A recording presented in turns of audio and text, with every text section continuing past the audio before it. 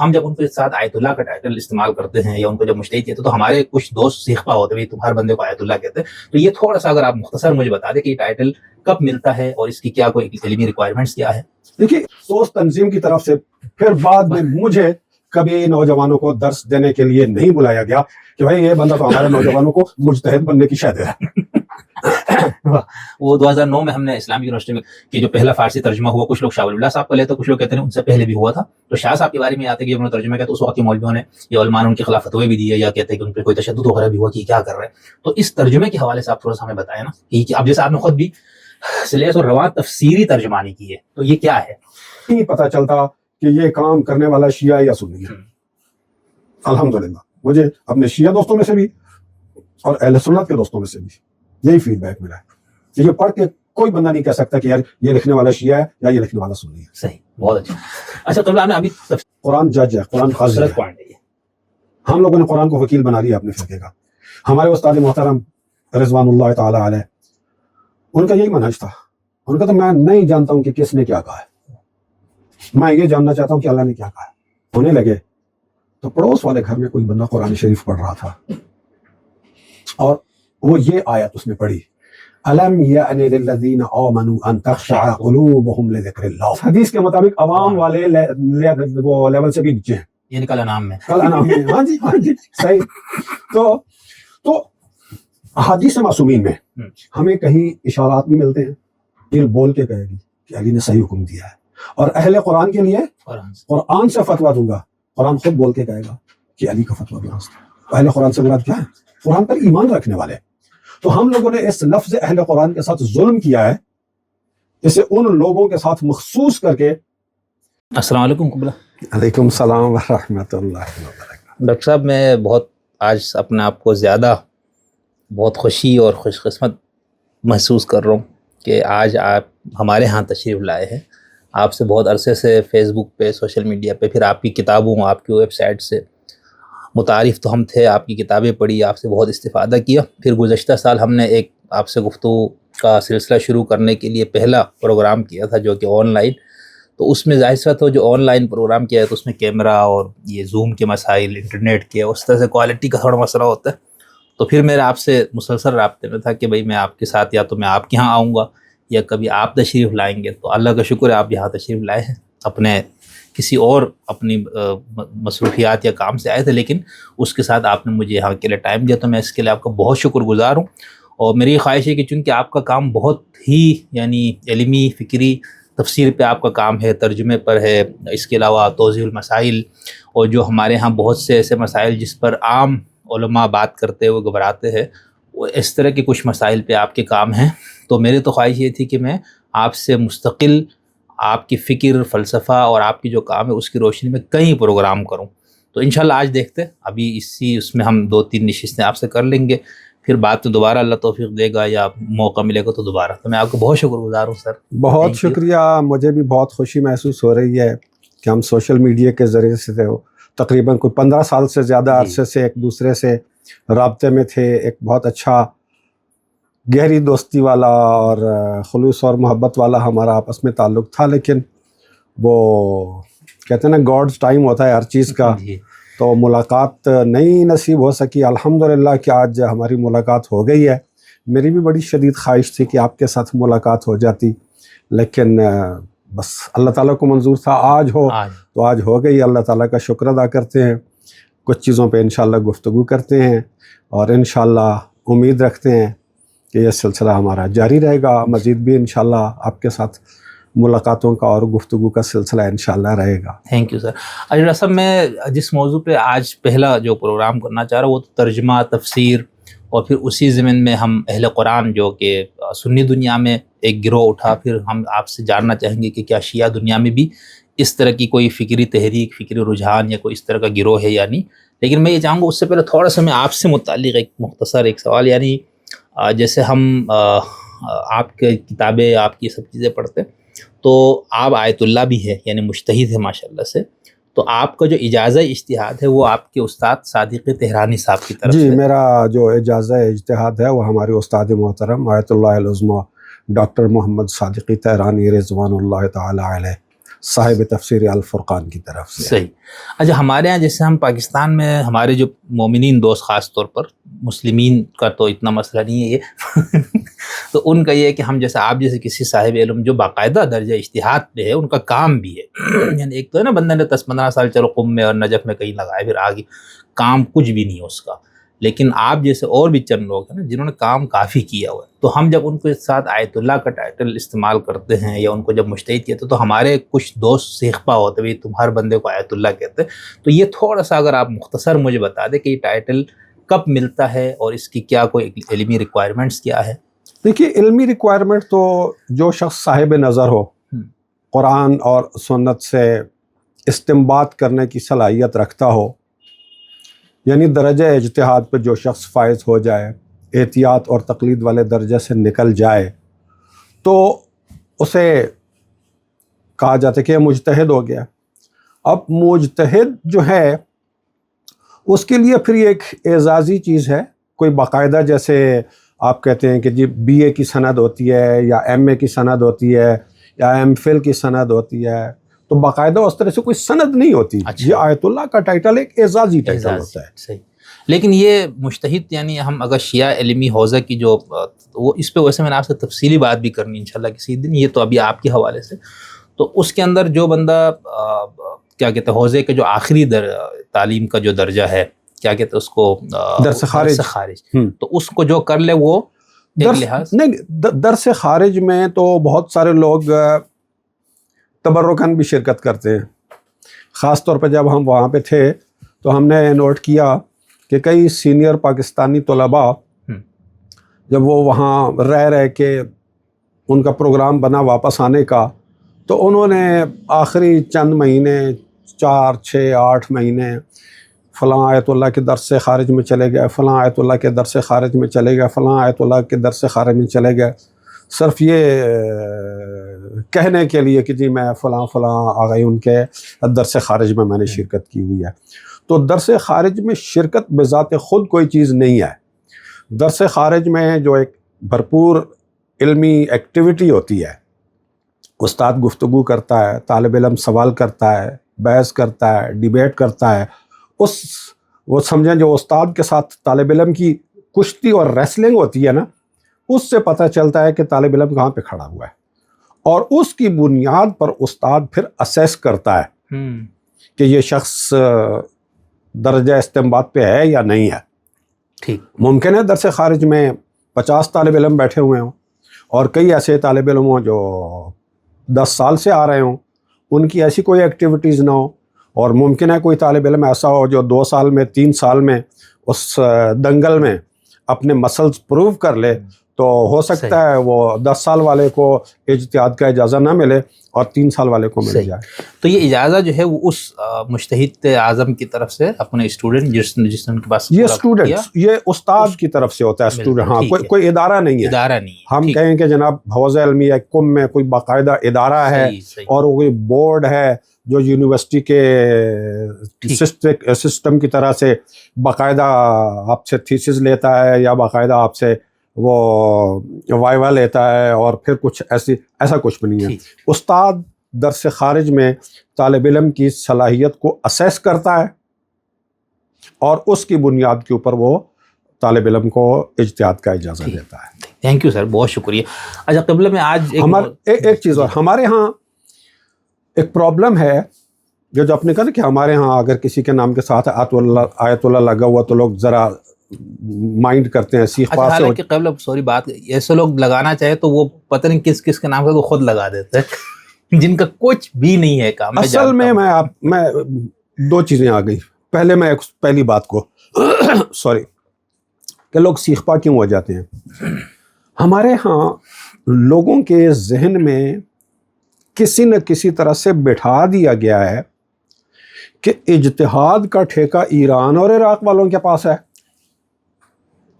اور ہمارے پاس صرف تقلید کا ٹھیکہ ہے. ہم تقلید والی جورسڈکشن سے باہر نہیں جائیں گے، اور ہمارے ہاں اگر کوئی مجتہد ہونے کا دعویٰ کرے گا، آیت اللہ ہونے کا دعویٰ کرے گا تو وہ تو ایکسیپٹیبل نہیں ہے. تو اس لیے لوگ وہ سیخ پا ہو جاتے ہیں کہ یہ اپنی ڈومین سے باہر پاؤں رکھ رہا ہے.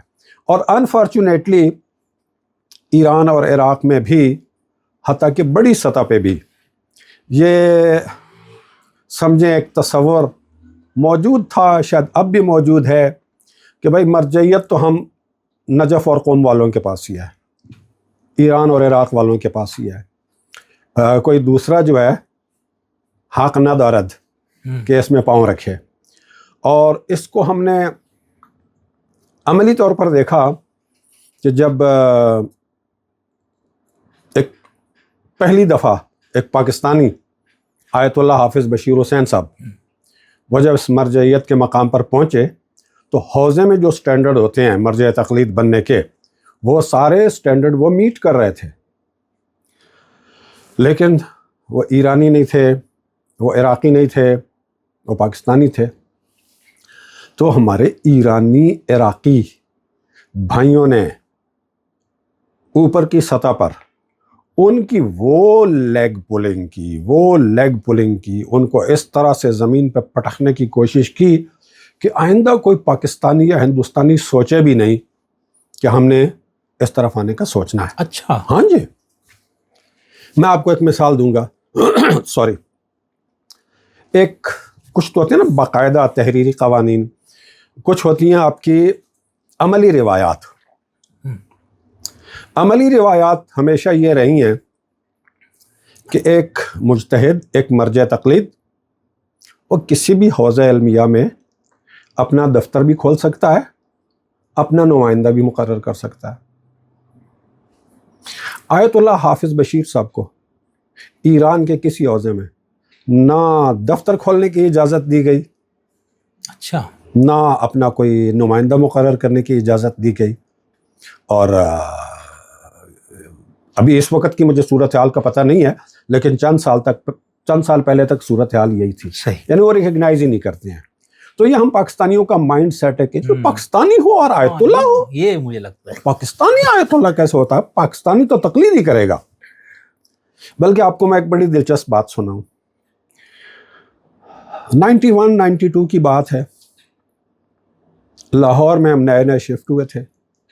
90 میں قم سے اپنا طالب علمی والا سلسلہ وائنڈ اپ کر کے پاکستان آیا تھا۔ تو یہاں کی ایک تنظیم نے ایک پروگرام رکھا جوانوں کا، اور اس میں مختلف علماء کو انہوں نے درس دینے کے لیے دعوت دی۔ مجھے بھی انہوں نے درس دینے کے لیے دعوت دینے کی پہلی اور آخری غلطی کر ڈالی۔ مجھے موضوع انہوں نے دیا تقلید، کہ آپ نے نوجوانوں کے سامنے تقلید کے مسئلے پر گفتگو کرنی ہے۔ جب مائک میرے پاس آیا تو میں نے کہا جی مجھے موضوع تو دیا گیا تھا تقلید کا، لیکن میں اجتہاد اور تقلید پہ بولوں گا۔ تو میں نے وہاں ان نوجوانوں کو اجتہاد اور تقلید کا فرق بتایا۔ میں نے کہا آسان ترین رستہ تقلید اور اجتہاد سمجھانے کا آپ کو یہ بتاؤں کہ ایک آدمی آنکھوں والا ہے، ایک آدمی اندھا ہے۔ اب اندھے نے سڑک کراس کرنی ہے تو وہ آنکھوں والے کے کندھے پہ ہاتھ رکھ کے پیچھے پیچھے چلے گا، سڑک کراس کرے گا۔ یہ ہے سمپلی اجتہاد اور تقلید۔ پھر میں نے ان کو بتایا کہ یہ ہمارے ذہنوں میں غلط ڈالا گیا ہے کہ اجتہاد صرف وہاں پہ ہے اور ہم نے صرف تقلید کرنی ہے۔ میں نے وہاں ان نوجوانوں کو مثال دی۔ میں نے کہا اس وقت آج یہ 90 کی بات ہے، میں نے کہا آج سے 60-70 سال بعد ایران یا عراق میں جس بندے کو مرجع تقلید ڈکلیئر کیا جائے گا، آج وہ آپ کی عمر کا نوجوان ہے۔ اچھا، میں نے کہا آج وہ آپ کی عمر کا نوجوان ہے۔ وہی صلاحیتیں جو اس کے پاس ہیں اللہ نے آپ کو بھی دی ہوئی ہیں۔ ایسے ہی تو ایسا نہیں ہے کہ وہ مجتہد بن سکتے ہیں اور آپ نہیں بن سکتے ہیں، آپ بھی بن سکتے ہیں۔ تقلید ایک اضطراری چیز ہے۔ واہ، جیسے آپ کے پاس پانی نہیں ہوگا تو آپ تیمم کریں گے، فَاسْأَلُوا أَهْلَ الذِّكْرِ إِن كُنتُمْ لَا تَعْلَمُونَ۔ اگر تم علم حاصل نہیں کر سکتے، علم حاصل کرنے کے راستے تمہارے اوپر بند ہیں، تو پھر تم یہ تقلید والے راستے کے اوپر آؤ۔ اضطرار ہے۔ بڑے سے بڑا مجتہد مرجع تقلید، وہ بھی اپنی زندگی کا آغاز تقلید سے ہی کرتا ہے۔ آج کا جو مرجع تقلید ہے، انہوں نے اپنی زندگی کا آغاز تقلید سے کیا۔ تقلید کے بعد پھر آگے مراحل ہیں۔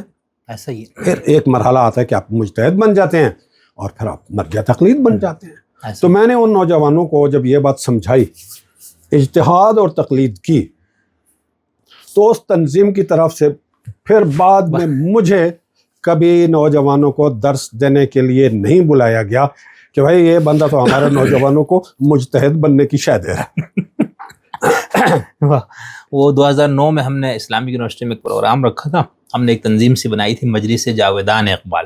صحیح۔ تو اس میں ہماری خوش قسمتی یہ ہوئی کہ علامہ اقبال کے جو فرزند تھے ڈاکٹر جاوید اقبال، ان سے رابطہ ہوا، ان کو میں نے دعوت دی تو وہ تشریف لائے۔ تو وہ جب آئے اسلامک یونیورسٹی میں تو فیصل مسجد کے نیچے جو کیمپس تھا نا، ادھر ایک آفس میں جب بات میں بیٹھے چائے وہ، تو وہ کہہ رہے یار وہ 1985-86 میں ادھر آیا تھا اسی جگہ، تو یہاں پر میں نے اجتہاد پہ بات کر دی تھی، اس کے بعد سے اس یونیورسٹی نے مجھے کبھی نہیں بلایا تھا۔ صحیح، ہاں جی ہاں جی۔ تو کہہ رہی آج آپ نے بلایا، ہاں جی۔ کہ یار یہ تو ایسے ہی ٹھیک۔ وہ ویسے مجھے بھی کبھی کبھار یہی محسوس ہوتا تھا کہ ہمارے یہاں لوگوں نے یہ قبول کر لیا ہے کہ ہمارے آدمی نے مجتہد اور یہ سب کچھ نہیں بننا ہے، ہم نے مقلد یا اس سے اسی طرح۔ بالکل خیر، تو میں نے کہا کہ یہ تھوڑا سا ہو جائے۔ اچھا ڈاکٹر صاحب، میں اب جیسے ترجمہ و تفسیر کے حوالے سے کچھ ایک دو سوالات طالب علمانہ، آپ کا ماشاء اللہ سے یہ جو ترجمہ قرآن ہے، قرآن مجید کا پیام رحمت، قرآن مجید کے معنی کی سلیس اور رواں تفسیری ترجمانی آپ نے فرمائی ہے، تو یہ ترجمے کے حوالے سے ہمارے ہاں دو نظریات ہم نے دیکھے طالب علم کے طور پر۔ ایک تو یہ ہے کہ قرآن مجید کا متن الوہی متن ہے، تو آپ جب اس کا کسی بھی اور زبان میں ترجمہ کیسے کریں گے، یعنی اس کے اندر وہ ادائیگی نہیں ہوگی جو مصنف پیغام پہنچانا چاہتا ہے یا جو بھی، تو اس لیے ترجمہ نہیں کیا جانا چاہیے۔ ٹھیک۔ دوسرے نقطۂ نظر یہ ہے کہ نہیں، بالکل قرآن مجید ایک ہدایت کی کتاب ہے، ٹھیک ہے، اللہ کی کتاب ہے، لیکن چونکہ یہ تمام انسانوں کے لیے ہے تو اس کا ترجمہ کیا جا سکتا ہے۔ ترجمہ ٹھیک ہے، وہ ترجمہ متبادل قرآن کا نہیں ہے۔ ٹھیک۔ تو جو پہلا موقف والا وہ کہتا ہے، پھر ہم ان سے جب پوچھتے ہیں پھر کیا کرے آدمی، کتاب جو زبان ہے اس کو فرض کے طور پر سیکھے، اس کے اندر اپنی قابلیت پیدا کرے اور براہ راست اس قرآن کا فہم آپ حاصل کرے۔ اسی طرح جب ہم آپ بہتر مجھے اس کو بتائیں گے کہ جو پہلا فارسی ترجمہ ہوا، کچھ لوگ شاہ ولی اللہ صاحب کا لیتے، کچھ لوگ کہتے ہیں ان سے پہلے بھی ہوا تھا، تو شاہ صاحب کے بارے میں یہ آتے ہیں کہ جب انہوں نے ترجمہ کیا تو اس وقت کے مولویوں نے یا علماء نے ان کے خلاف فتوے بھی دیے، یا کہتے ہیں کہ ان پہ کوئی تشدد وغیرہ بھی ہوا کہ یہ کیا کر رہے ہیں۔ تو اس ترجمے کے حوالے سے آپ تھوڑا سا ہمیں بتائیں نا کہ اب جیسے آپ نے خود بھی سلیس اور رواں تفسیری ترجمانی کی ہے، تو یہ کیا ہے، اس کی ضرورت اہمیت ہے یا نہیں؟ پہلے تو یہ ترجمے کی اور یہ جو دو مکاتب کا میں نے آپ کو بتایا، اور تیسرا یہ کہ یہ لفظی ترجمہ اور یہ تفسیری اور رواں ترجمہ۔ دیکھیے، قرآن مجید اللہ تعالیٰ کی اس ہدایت کی آخری کتاب ہے جس ہدایت کو بھیجنے کا اللہ تعالیٰ نے حضرت آدم کو جنت سے نکالتے وقت ذکر کیا تھا۔ اما یأتینکم منی ہدی اما یأتینکم منی ہدی فمن تبع ہدای فلا خوف علیہم ولا هم یحزنون۔ یأتینکم، ضرور ضرور ضرور آئے گی ہدایت۔ اور وہ جو اللہ تعالیٰ بظاہر حضرت آدم سے بات کر رہا ہے، وہاں آدم سے مراد ایک انڈیویجول نہیں ہے، میں، آپ، ہم سب آدمی انسان، یعنی اللہ تعالیٰ نے مجھے، آپ کو جنت سے نکالتے وقت کہا کہ میری طرف سے ہدایت آئے گی ضرور تمہارے پاس، تو جو میری ہدایت کی اتباع کرے گا فلا خوف علیہم ولا هم یحزنون۔ تب ہدایت کی اتباع جو ہے وہ ہدایت کو سمجھے بغیر کیسے ہو سکتی ہے؟ اب یہ کہ آیا قرآن مجید کا ترجمہ اور تفسیر ہو سکتا ہے یا نہیں ہو سکتا، اس کو ہم دو مختلف زاویوں سے دیکھیں گے تو ہم دو مختلف جواب دیں گے۔ پہلا زاویہ کہ قرآن مجید اللہ کی کتاب ہے، اللہ کا کلام ہے، اور اس کے پیچھے کیا ہے؟ اللہ تعالیٰ کا لامحدود علم اور قدرت بیان. اللہ تعالیٰ کا علم بھی لامحدود ہے, اللہ تعالیٰ کی قدرت بھی لامحدود ہے. ہم انسان, ہمارا علم بھی محدود ہے, ہماری قدرت بیان بھی محدود ہے. اللہ کے علم اور اللہ کی قدرت کے ساتھ موازنہ کیا جائے تو کوئی کمپیریزن ہی نہیں بنتا. بالکل ایسے, کوئی کمپیریزن نہیں بنتا. لہٰذا اگر کوئی شخص یہ کہے کہ قرآن شریف کا 100% ایکیوریٹ اور پرفیکٹ ترجمہ اور تفسیر پاسبل نہیں ہے, ہم کہیں گے یس. لیکن دوسرا پہلو یہ ہے کہ کیا بالکل بھی نہیں ہو سکتا ہے؟ بالکل بھی نہیں ہو سکتا ہے. اگر کوئی کہے کہ بالکل بھی نہیں ہو سکتا ہے, بالکل بھی نہیں ہونا چاہیے, تو قرآن شریف پھر ہدایت کی کتاب ہی نہ رہی. آپ ایک چھوٹے بچے کو سکھاتے ہیں, 3 سال کا 4 سال کا بچہ, آپ اسے آداب سکھاتے ہیں کہ بیٹا جب کھانا کھانے کے لیے بیٹھتے ہیں نا, بسم اللہ الرحمن الرحیم پڑھ کے کھانا کھاتے ہیں. اب وہ بچے نے شروع کر دیا بسم اللہ الرحمن الرحیم پڑھ کے کھانا کھانا. پھر ایک دفعہ بچے کے ذہن میں سوال آتا ہے کہ میں پوچھ تو لوں کہ ہم یہ کیوں پڑھتے ہیں. ایک دن اس نے پوچھ لیا کہ بابا ہم یہ کھانا کھانے سے پہلے بسم اللہ الرحمن الرحیم کیوں پڑھتے ہیں, بسم اللہ الرحمن الرحیم کا کیا مطلب ہے؟ آپ اس بچے کو کوئی مطلب بتائیں گے یا نہیں بتائیں گے؟ نہیں بتائیں گے تو ایک کب تک کرے گا بچہ ایک اس عمل کو جس کو وہ سمجھتا ہی نہیں ہے. آپ بچے کو بتائیں گے بیٹا سمجھنے والے چکر کو چھوڑو, بس بولو. لیکن نہیں, آپ بچے کو بتاتے ہیں کہ بیٹا اس کا مطلب یہ ہے کہ میں کھانا کھانے والا عمل اللہ کے نام سے شروع کرتا ہوں, جو کہ رحمان ہے, رحیم ہے, بہت مہربان ہے, بہت رحم کرنے والا ہے. پڑھتے وقت آپ, اسٹڈی کرتے وقت آپ کہتے ہو بسم اللہ الرحمن الرحیم, تو آپ یہ کہہ رہے ہوتے ہو کہ میں اللہ کے نام سے اپنا یہ اسٹڈی کر رہا ہوں, ہوم ورک کر رہا ہوں, جو بڑا مہربان ہے, بہت رحمت والا ہے. تو یہ جو آپ نے بسم اللہ الرحمن الرحیم کا مفہوم بچے کو بتایا ہے, اسی کا نام تفسیر ہے. پھر بچہ آپ سے یہ پوچھ لیتا ہے کہ ہم ایسا کیوں کرتے ہیں, تو آپ کہتے ہیں کہ جناب ہمیں رسول اللہ نے اور ائمہ معصومین نے بتایا ہے کہ جب کوئی کام بسم اللہ پڑھ کے کیا جاتا ہے تو اس کام میں اللہ تعالیٰ کی طرف سے برکت آ جاتی ہے, اس کام میں اللہ تعالیٰ کی طرف سے رحمت آ جاتی ہے. ہمارا وہ عام سا کام عبادت بن جاتا ہے اور اس کام پر ہمیں آخرت میں ثواب ملتا ہے. تو یہ ہم بچے کو اس کی فکری شعوری سطح کے لحاظ سے وہ تفسیر بتا رہے ہیں. تو ہم یہ کہیں گے کہ اگر ترجمہ اور تفسیر سے مراد یہ لیا جائے 100% ایکیوریٹ ٹرانسلیشن اور 100% پرفیکٹ تفسیر, یہ انسان کے پاس کی بات نہیں ہے. ٹھیک, یہ چلتا رہے گا سفر, یہ سفر چلتا رہے گا. لیکن جو دوسرا ہے کہ جتنا ممکن ہے سمجھنے سمجھانے کے لیے, خیارکم من تعلم القرآن وعلمہ, وہ سلسلہ اسی طرح سے چلے گا. مولا علی کا ایک بڑا خوبصورت جملہ ہے قرآن شریف کے بارے میں, ظاہرہ عمیق و باطنہ عمیق. مولا علی جیسی شخصیت کے لیے بھی اس کا باطن عمیق ہے. بحر لا یدرک قعرہ, ایک ایسا سمندر ہے جس کی ڈیپتھ تک آپ نہیں جا سکتے, نہیں پہنچ سکتے. اور تو مولا علی بھی کہہ رہے ہیں, وہ یہ تو نہیں کہہ رہے کہ تم نہیں جا سکتے ہو میں جا سکتا ہوں. لا یدرک فعل مجہول ہے, لا یدرک قعرہ.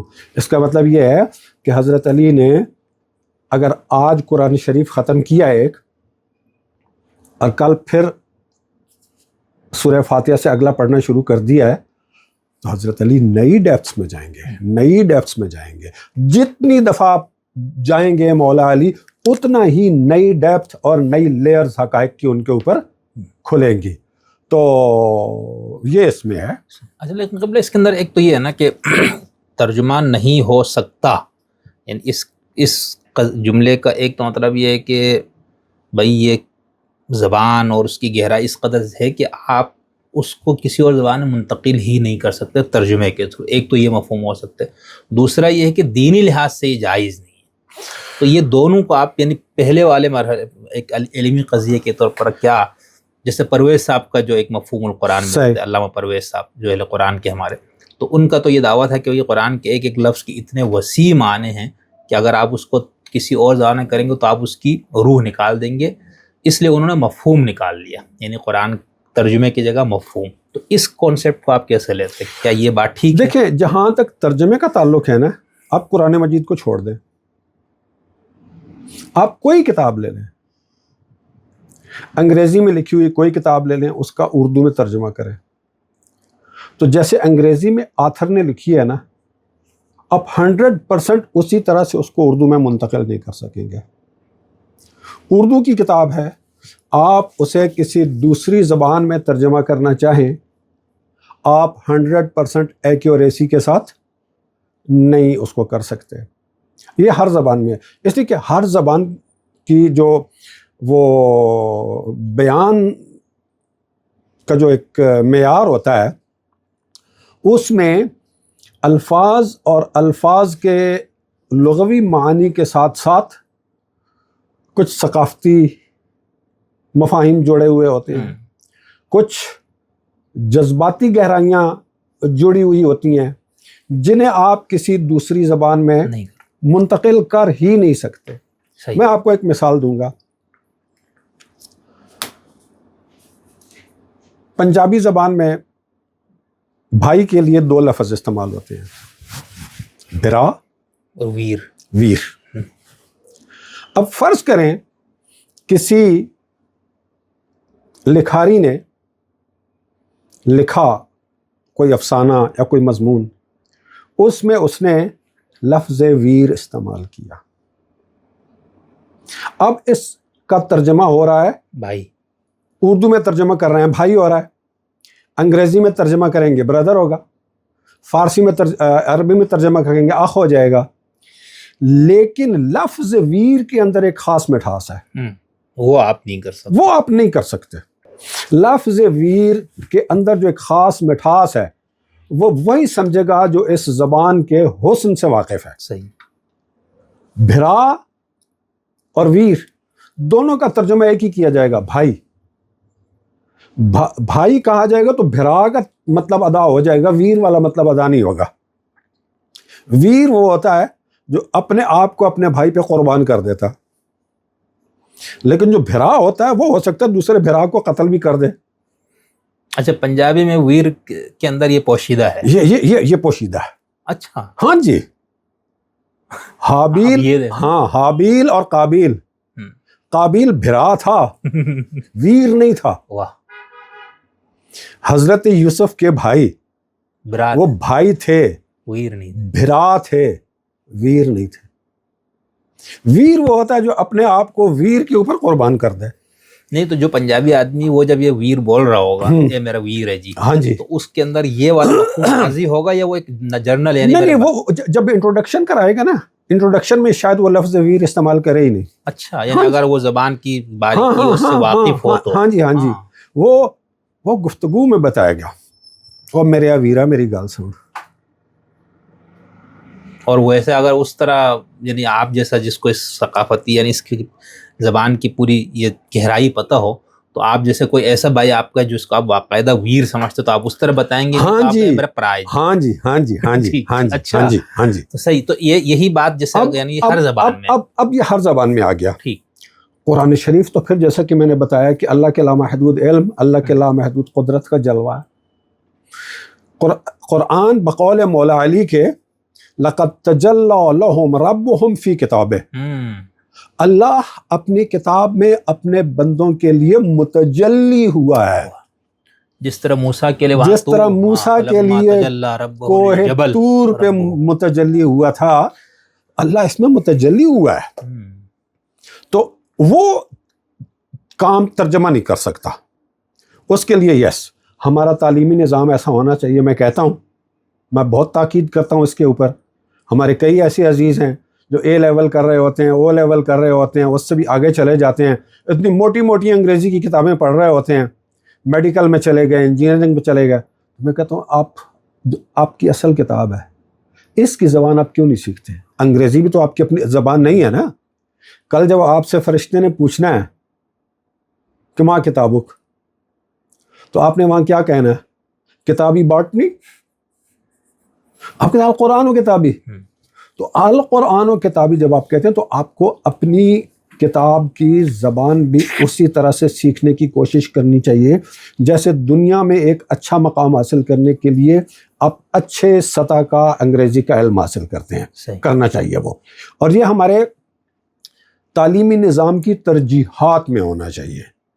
اور اگر تعلیمی نظام کی ترجیحات میں ہو جائے, ہمارے معاشرے کی ترجیحات میں ہو جائے, تو کوئی وجہ نہیں ہے کہ ہمارے ہاں 18-19 سال کا بچہ, 20 سال کا بچہ ڈائریکٹ قرآن شریف کو سمجھ کے ترجمے کی مدد کے بغیر نہ پڑھ سکے.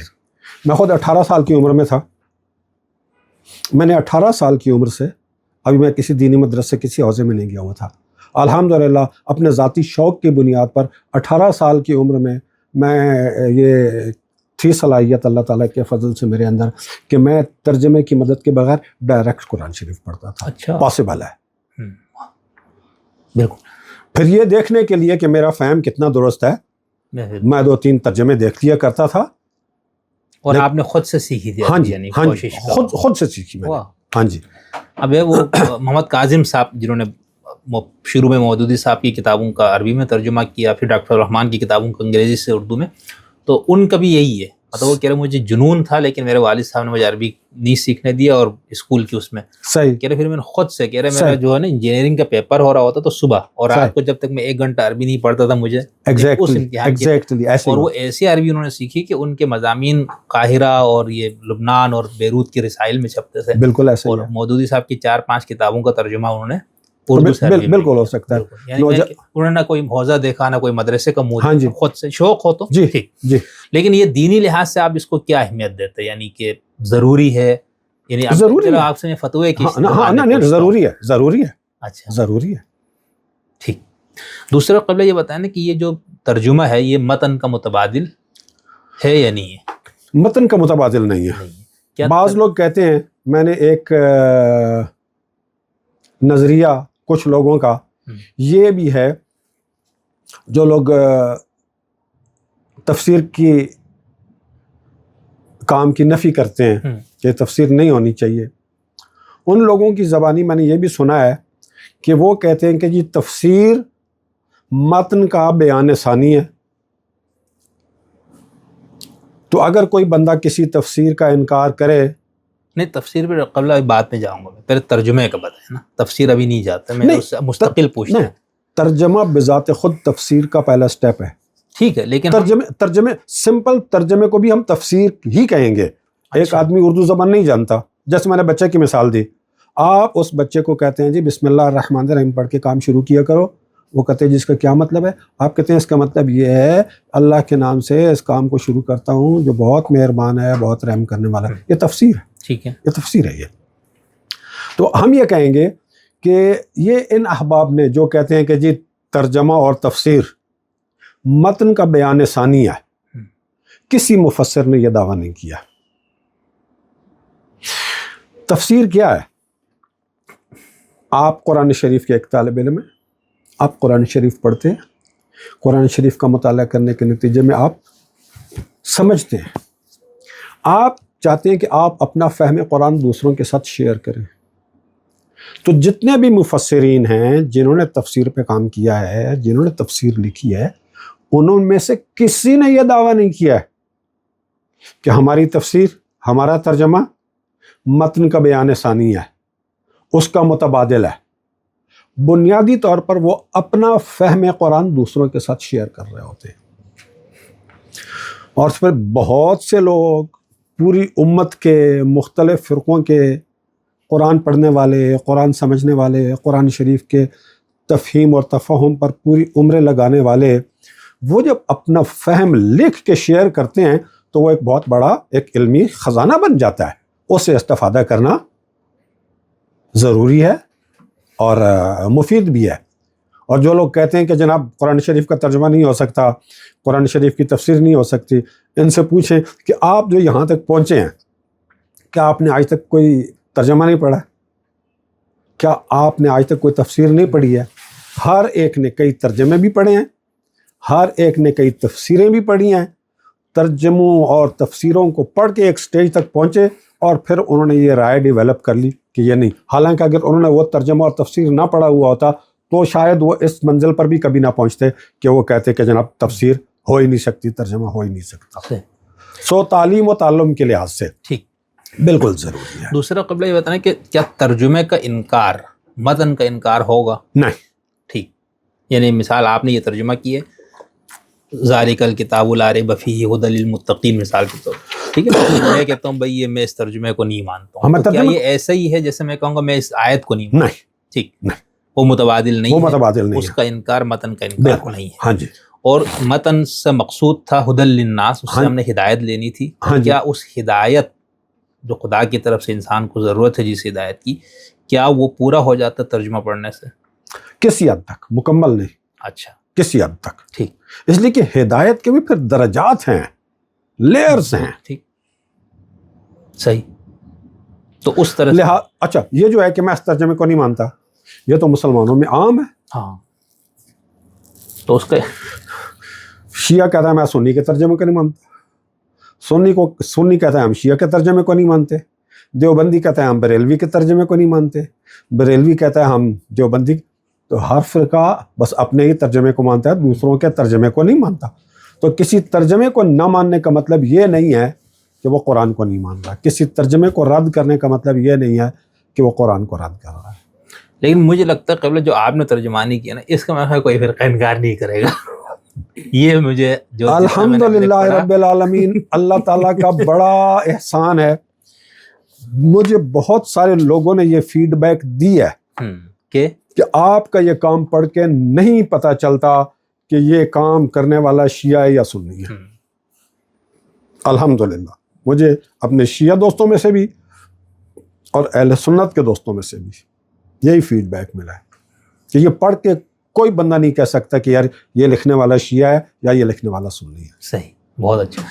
اچھا, قبل آپ نے ابھی تفسیر والے میں نے چونکہ اس پہ الگ سے سوال کرنا تھا لیکن آپ نے ذکر فرما دیا, تو دیکھیں نا ترجمہ تو یہ ہو گیا نا, اب جیسے آپ نے اس کا ترجمہ فرمایا تو قرآن کی ضخامت میں کوئی اضافہ نہیں ہوا, یعنی اگر میں بغیر ترجمہ والا قرآن بھی لے آؤں تو کئی یعنی وہ تو حروف اور اس کے اوپر ہے لیکن اتنا ہی ہوگا نا تقریباً. ہاں جی ہاں. لیکن جب ہم تفسیر میں جاتے ہیں تو آپ دیکھیں نا, یعنی اب تو بڑے فخر سے کہا جا رہا ہے کوئی 180 جلدوں کی تفسیر آ رہی ہے, کوئی کہتے 200 جلدوں کی آ رہی ہے, کوئی 20 جلدیں ہمارے عام معمول کی بات ہے. ہاں جی. تو وہ کیا ہے پھر مطلب وہ آپ خدا جو اتنی سی کتاب میں کوئی بتانا چاہ رہے تھے, آپ نے وہ اتنا طویل کر کے ہم سب کو ہم کہیں کسی کو پڑھتے رہے, تو وہ تفسیر کیا ہے بنیادی طور پر؟ تفسیر آپ کسے کہتے ہیں؟ وہ دیکھیے تفسیر کی پھر دو سطحیں آ جاتی ہیں.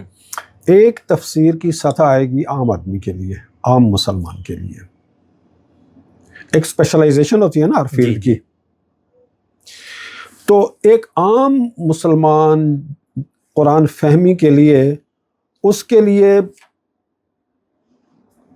اصل قرآن شریف کا جو متن ہے اس کی 2 برابر 3 برابر ضخامت کی حد تک میرا خیال ہے ایک عام مسلمان کے لیے قرآن شریف کے پیغام کو سمجھنے کے لیے مناسب ہے.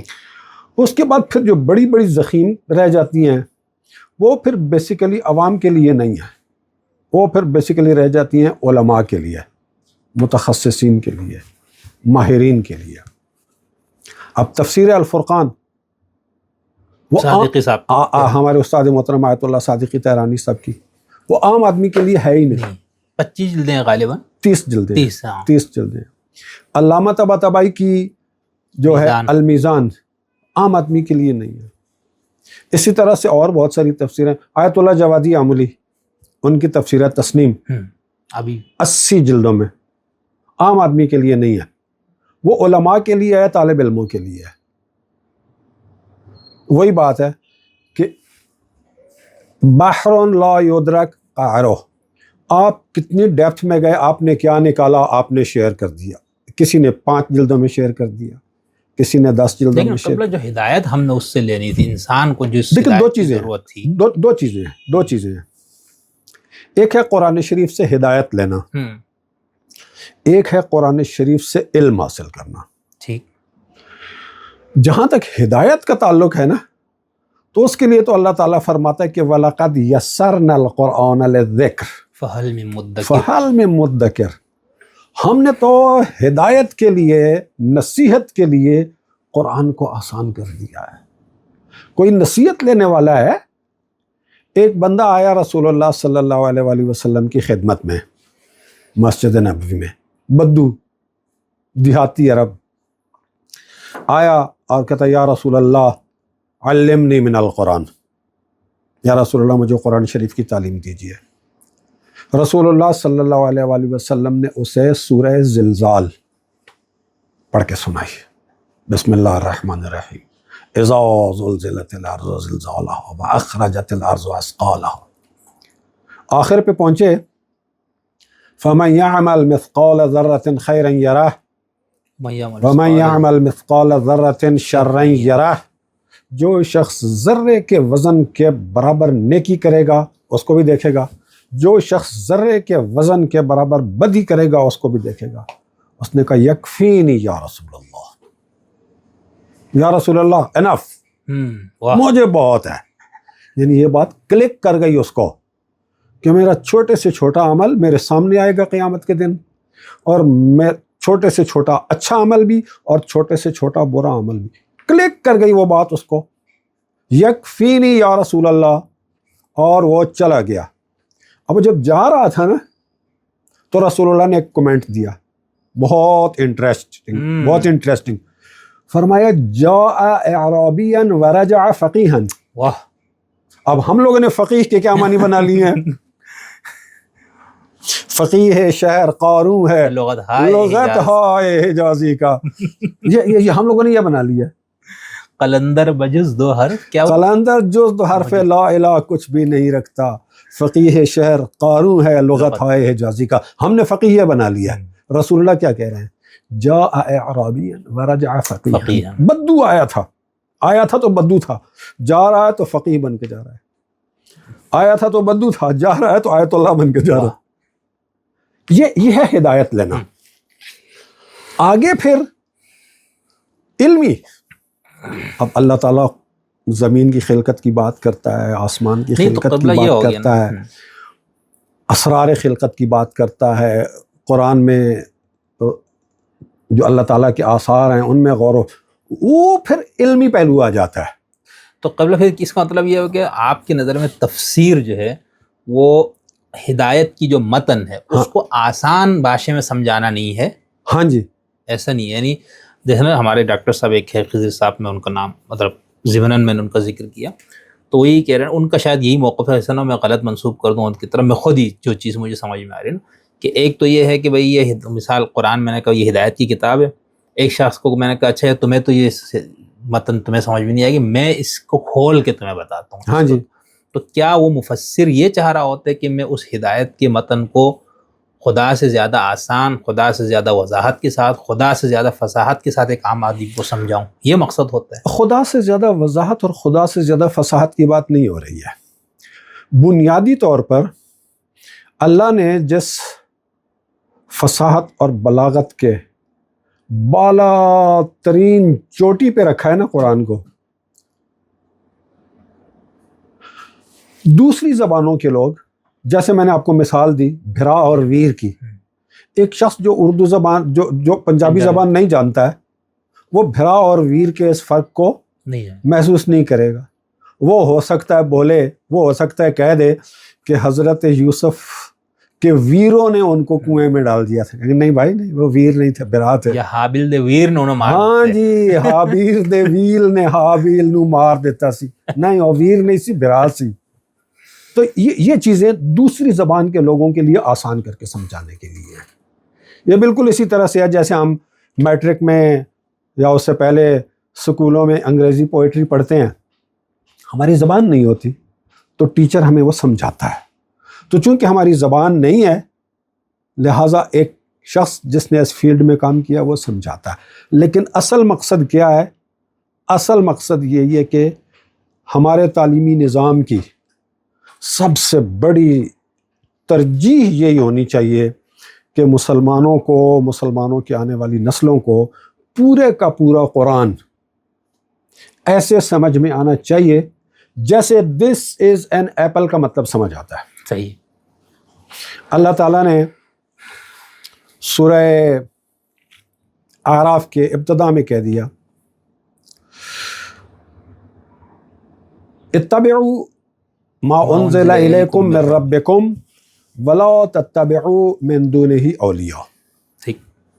انسان کے بہت سارے اولیاء ہوتے ہیں نا، جو تمہارے رب کی طرف سے تمہاری طرف ہدایت نازل کی گئی ہے اس کی اتباع کرو، اس کو چھوڑ کر اولیاء کی اطاعت نہ کرو. انسان کے بہت سارے اولیاء ہوتے ہیں نا، والدین اپنے بچوں کے لیے اولیاء ہوتے ہیں، پھر والدین جب بزرگ ہو جاتے ہیں تو پھر بچے ان کے اولیاء بن جاتے ہیں، بہن بھائی آپس میں اولیاء ہوتے ہیں، دوست آپس میں اولیاء ہوتے ہیں، والمؤمنات بعضهم اولیاء بعض ہم اولیاء و بعض. پھر آپ آ جائیں، وہ تو خیر ایک خاص دینی ماحول آ گیا نا. آپ کا معاشرے کے اندر معاشرے کے اندر آپ کا ایک سپورٹ گروپ ہوتا ہے. بالکل. آپ معاشرے میں اکیلے نہیں رہ سکتے، سوشل اینیمل ہے نا. تو ہر انسان کا معاشرے کے اندر ایک سوشل سرکل ہوتا ہے. اس سوشل سرکل کے اندر ہم اپنی بات منواتے بھی ہیں، ان کی باتیں مانتے بھی ہیں.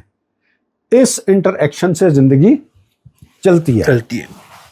تو اللہ تعالیٰ یہ کہہ رہے کہ دیکھو تم نے زندگی گزارنی ہے، تم نے اپنے دوستوں کی باتیں بھی ماننی ہیں، اپنے ماں باپ کی باتیں بھی ماننی ہیں، اپنی اولاد کی باتیں بھی ماننی ہیں، اپنے اسپاؤس کی بات بھی ماننی ہے، دوستوں کی باتیں بھی ماننی ہیں، سب اپنی جگہ پہ. لیکن تم نے کرنا کیا ہے؟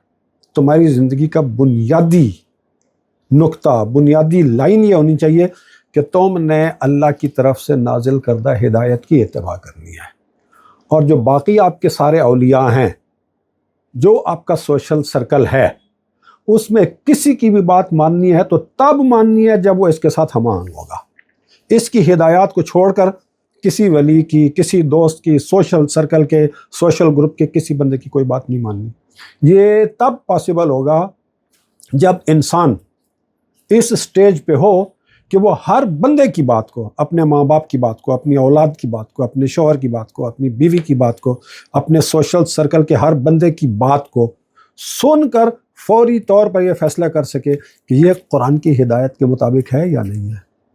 ہدایت کے مطابق ہے تو اس پر عمل کرے، نہیں تو نہ کرے. تو یہ کب ہوگا؟ جب اس کے پاس فہم قرآن ایسے ہوگا جیسے دس از این ایپل. تو قرآن یہ چاہتا ہے کہ ہماری قرآن کی پیروی اس درجے کی قرآن فہمی کے ساتھ جڑی ہوئی ہو. تو اگر یہ ہمارے معاشرے میں بن جائے، معاشرے کی ترجیح بن جائے، تعلیمی نظام کی ترجیح بن جائے، تو یہ بہت آسان کام ہے، کوئی مشکل کام نہیں ہے. اور جیسا کہ میں نے عرض کیا کہ ابھی جب کہ یہ کوئی ترجیح نہیں ہے اور اس سے عام طور پر بہت مشکل سمجھا جاتا ہے، یہ کیا جاتا ہے اور مشکل بنا کے بھی پیش کیا جاتا ہے، اس کے باوجود میرے جیسے طالب علم وہ 18 سال کی عمر میں وہ ڈائریکٹ قرآن شریف پڑھنے تک پہنچ جاتے ہیں. اور باقی جو یہ بات ہے کہ قرآن شریف کے ایک ایک لفظ کے کئی معنی ہوتے ہیں، وہ ہر زبان میں بھی ہوتے ہیں. ہر زبان میں وہ آپ جب وہ زبان سیکھ لیتے ہیں نا تو سیاق سے آپ کو پتہ چل جاتا ہے. اب اردو زبان میں ایک لفظ ہے کل، وہ یسٹرڈے کے لیے بھی استعمال ہوتا ہے اور ٹمارو کے لیے بھی استعمال ہوتا ہے. اب کوئی بندہ کسی جملے میں کل کا لفظ سن کے یا پڑھ کے کنفیوز نہیں ہوتا ہے، کیونکہ جملہ خود بتا رہا ہوتا ہے میں کل کراچی سے آیا ہوں، تو پتہ چل گیا کہ یسٹرڈے کی بات ہو رہی ہے. میں کل ملتان جاؤں گا، جملہ خود بتا رہا ہے. تو وہ جملے کے اندر واضح ہو جاتا ہے. کوئی اتنی بڑی راکٹ سائنس نہیں ہے کہ آدمی کہے کہ جی چونکہ عربی زبان میں ایک لفظ کے بہت سے معنی ہوتے ہیں لہٰذا وہ سمجھنا ہی ممکن نہیں ہے. صحیح. قبل ایک دو سوال اور بس میں کروں گا. بہت شکریہ آپ کا. ایک تو آپ نے جیسے کہا نا کہ یہ جیسا ہم کہہ رہے تھے کہ ہدایت کی نقطۂ نظر سے قرآن سے کچھ اخذ کرنا، جس کے آپ نے عربی کی مثال دی اور یہ کہ سمپل سے پڑھ کے لقد یسرنا القرآن للذکر کا. دوسرا جو ہمارے یہاں تفسیریں زیادہ لکھی گئی ہیں تو اس کو آپ کیا وہ ایک فن کے نظر سے تو آپ لکھ سکتے ہیں نا، مطلب آپ 100 جلدیں کر دیں، آپ 20 جلدوں میں کر لیں. جیسے رازی کی تفسیر کو ہم کہیں گے کلامی نوعیت کی ہے، طباطبائی صاحب کی تفسیر کو ہم کہیں گے فلسفیانہ اور کلامی، تو جوہری طنطاوی صاحب کی تفسیر کو ہم کہیں گے کہ سائنسی اسٹائل کی تفسیر، انہیں بھی 25 جلدیں. تو وہ تو ہوگی آپ نے کسی فن کے نظر سے قرآن کو دیکھا، یا کہ صرفی نحوی تحلیلوں میں ہمارے یہاں بہت لغت کے حساب سے مطلب بہت سے اس طرح کے. ایک ہوتا ہے ہدایت کے لیے، جو خدا نے کتاب بھیجی ہے وہ تو ہدایت کے لیے بھیجی ہے. تو اس مفہوم میں کیا مفسر کے پیش نظر یہ نہیں ہوتا کہ میں قرآن کو آسان کرنے آ رہا ہوں؟ یہ نہیں ہوتا پیش نظر مفسر کا؟ ہوتا ہے. تو خدا سے زیادہ مفسر آسان کرے گا؟ نہیں، خدا سے زیادہ آسان نہیں کرے گا مفسر. مفسر ایک سمجھیں کہ جیسے ایک استاد ایک کتاب کو تعلیم دینے کے لیے، جیسے وہ پھر اس بچے والی مثال دوں گا، ایک دوسری زبان کا بندہ ہے، وہ نہیں جانتا اس کے معنی اور مطالب کو، تو اس کے لیے اس نے بیان کرنا ہے. اور پھر اس میں ایک اور امپورٹنٹ چیز آ جاتی ہے جو کہ میں نے عرض کیا تھا پہلے بھی، کہ مفسرین میں سے تقریباً سب کی کوشش یہی رہی ہے کہ وہ اپنا فہم قرآن دوسروں کے ساتھ شیئر کریں. ٹھیک ہے. اور یہ جو شیئرنگ ہے، یہ سارا مل کر اس وقت علم تفسیر کا ایک بہت بڑا ذخیرہ ہے. اگر آج آپ دیکھیں مسلمانوں نے جو صرفی اور نحوی لحاظ سے تفسیریں لکھی ہیں، جو کلامی لحاظ سے تفسیریں لکھی ہیں، فلسفی لحاظ سے لکھی ہیں، بلاغت کے لحاظ سے لکھی ہیں، فقہی لحاظ سے لکھی ہیں، اس سارے ذخیرے کو اکٹھا کیا جائے تو ایک بہت بڑا علمی ذخیرہ بنتا ہے، بہت بڑا علمی ذخیرہ بنتا ہے. تو یہ کیا ہے؟ ہر ایک نے اپنا اپنا فہم شیئر کیا ہے، تو یہ ایک خدمت ہے.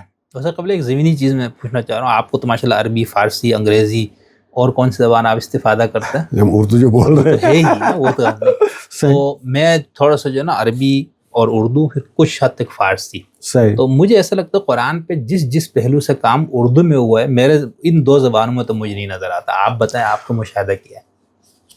آپ کا مشاہدہ درست ہے. اردو اتنا مختصر اس کی تاریخ میں آپ کا اس کی وجہ ہے، آپ قرآن شریف کے تراجم دیکھیں نا، تراجم، تفسیروں کو چھوڑ دیں، تو قرآن شریف کے تراجم بھی جتنے اردو میں ہیں نا،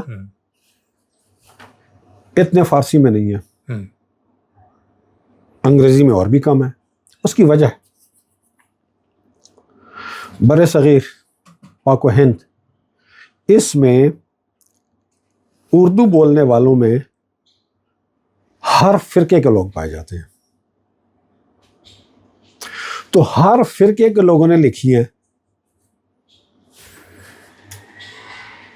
سنی اردو بولنے والوں میں پائے جاتے ہیں، شیعہ پائے جاتے ہیں. شیعوں کی جتنی بھی وہ چھوٹی چھوٹی پھر سمجھیں کہ وہ چیزیں ہیں، گروہ ہیں، وہ اسی طرح سے جو اہل سنت کے وہ دیوبندی ہو گیا، بریلوی ہو گیا، اہل حدیث ہو گیا. یہ تنوع بہت زیادہ ہے نا. تو جتنا تنوع زیادہ ہے، اس تنوع کے حساب سے ترجمہ قرآن بھی بہت زیادہ ہوا ہے، اور تفسیر قرآن جو ہے وہ بھی بہت زیادہ ہے.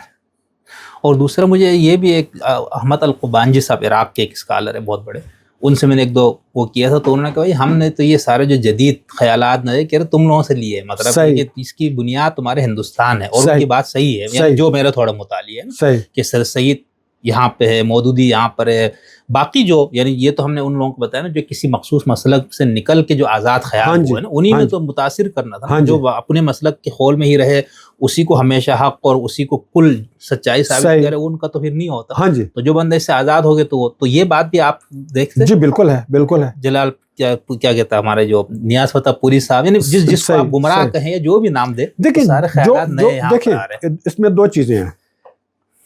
قرآن شریف کی تفسیر کو ہم ایک لحاظ سے اس طرح کی 2 کیٹیگریز میں تقسیم کر سکتے ہیں کہ ایک تفسیر وہ ہے جس میں مفسر نے اپنے فرقے کے علم کلام اور علم فقہ کے تابع ہو کے تفسیر لکھی ہے. صحیح.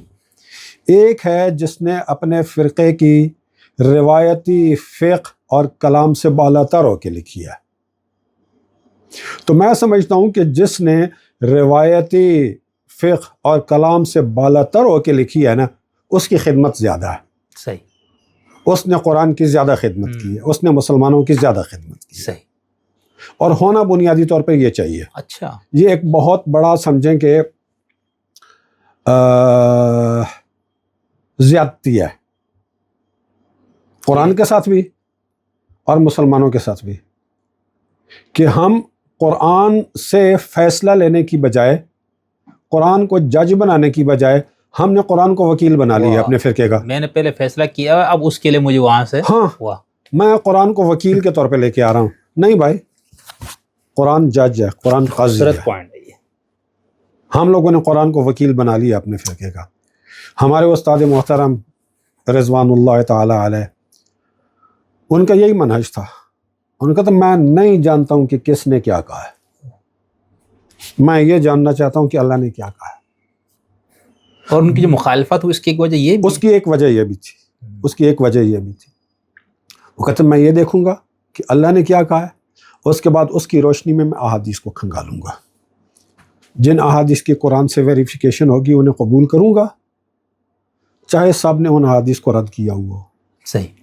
اور جن احادیث کی قرآن ویریفیکیشن نہیں کرے گا میں ان کو چھوڑ دوں گا، چاہے سب نے قبول کیا ہوا. میرے اور اللہ کے درمیان اللہ کی کتاب حجت ہے. اور وہ طالب علموں کو کہا کرتے تھے کہ جب آپ میرے درس میں آتے ہو نا تو اپنے سے پہلے سے طے شدہ عقائد، پری کنسیوڈ آئیڈیاز، یہ جوتوں کے ساتھ باہر رکھ کے آیا کرو. فخلا نالیک کے ساتھ. ہاں جی، ہاں جی، جی جی. فخلا نالیک کے بغیر آپ کو وہی سمجھ نہیں آئے گی. یہ فخلا نالیک جو ہے یہ صرف وہ ایک جوتے اتارنا نہیں صرف ہے، جوتے اتارنا نہیں ہے. واہ. یہ اللہ تعالیٰ بتا رہا ہے کہ جب تک آپ نے وہ معاشرتی جوتے، عقائد کے جوتے سارے آپ نہیں آپ وہی کو ریسیو نہیں کر سکو. بلکہ لا یمسہ الا المطہرون سے بھی شاید جی جی بالکل ہے، بالکل ہے. آپ پہلے سے موجود جو فکری آلودگیاں ہیں، ان فکری آلودگیاں کے ساتھ آپ قرآن کو سمجھیں گے نہیں سمجھ پائیں گے. ہمارے استاد محترم ایک اور مثال دیا کرتے تھے، فرماتے تھے سفید دیوار ہے، کسی کے آنکھ کو آپ لگا دیں سرخ لینس، پیدا ہوتے ہی اسے پتہ ہی نہیں ہے کہ لگے ہوئے ہیں. کسی کو سبز لگا دیں، کسی کو نیلے لگا دیں، کسی کو پرپل لگا دیں، ہر ایک کو وہ سفید دیوار اپنے لینس کے کلر کی نظر آئے گی. تو یہ جو فرقہ وارانہ لینس، ہاں بلکہ اتار دے. ہاں جی ہاں جی، وہ یہ کہتے تھے یہ اپنی فرقہ وارانہ عینکیں اتاریں، صحیح، پھر آپ کو قرآن نظر آئے گا. تو میں اسی سے پھر وہ اہل قرآن ہے اس پہ ایک دو سوالات، لیکن آخری یہ ترجمہ تفسیر سے متعلق میں آپ سے ایک چیز واضح پوچھنا چاہ رہا ہوں کہ ہمارے ہاں جو کہا جاتا ہے کہ شروع میں قرآن کے ترجمے کی بہت مخالفت ہوئی یا علماء نہیں چاہتے تھے، تو کچھ لوگ تو جو ہمارے سیکولر تھوڑے سے مائنڈ کے لوگ، ان کو تو یہ نظر آتا ہے، وہ کہتے ہیں بھائی علماء تو اپنی چودراہٹ چاہتے ہوئے نظر آ رہا تھا نا کہ عام آدمی خود قرآن سمجھے پڑے تو پھر ہم کہاں. کیا یہ وجہ تھی یا اس کے پیچھے کوئی اور علمی وجہ بھی تھی؟ دیکھیے علمی وجہ کی جو مخالفت شروع میں ہوئی، ابھی والا نہیں. ہم مسلمانوں کے ہاں ایک المیہ رہا ہے جس کا علامہ اقبال نے بھی ذکر کیا ہے، طرز کہن پہ اڑنا، آئین نو سے ڈرنا، منزل یہی کٹھن ہے قوموں کی زندگی میں. کوئی بھی اس قسم کے سٹیپ لینے میں مسلمانوں نے ہمیشہ تعلل سے کام لیا ہے. اب سلطنت عثمانیہ کے بارے میں بتاتے ہیں کہ جب یورپ میں پرنٹنگ پریس ایجاد ہوا تو شیخ الاسلام نے فتویٰ دے دیا کہ پرنٹنگ پریس استعمال کرنا وہ جائز ہی نہیں ہے. 200 سال تک مسلمانوں کی سب سے بڑی سلطنت میں پرنٹنگ پریس نہیں لگا. پھر 200 سال کے بعد کوئی ماڈرن سا جب آیا شیخ الاسلام تو اس نے پریس لگانے کی اجازت دے دی، لیکن اس نے کہا نہیں قرآن اس پہ شائع نہیں ہو سکے گا. یہ ایک نفسیاتی مسئلہ ہے. تو ترجمہ بھی آپ کو یہ لگتا ہے جو ترجمے کی جی ترجمے کی مخالفت بھی اسی مائنڈ سیٹ کی وجہ سے.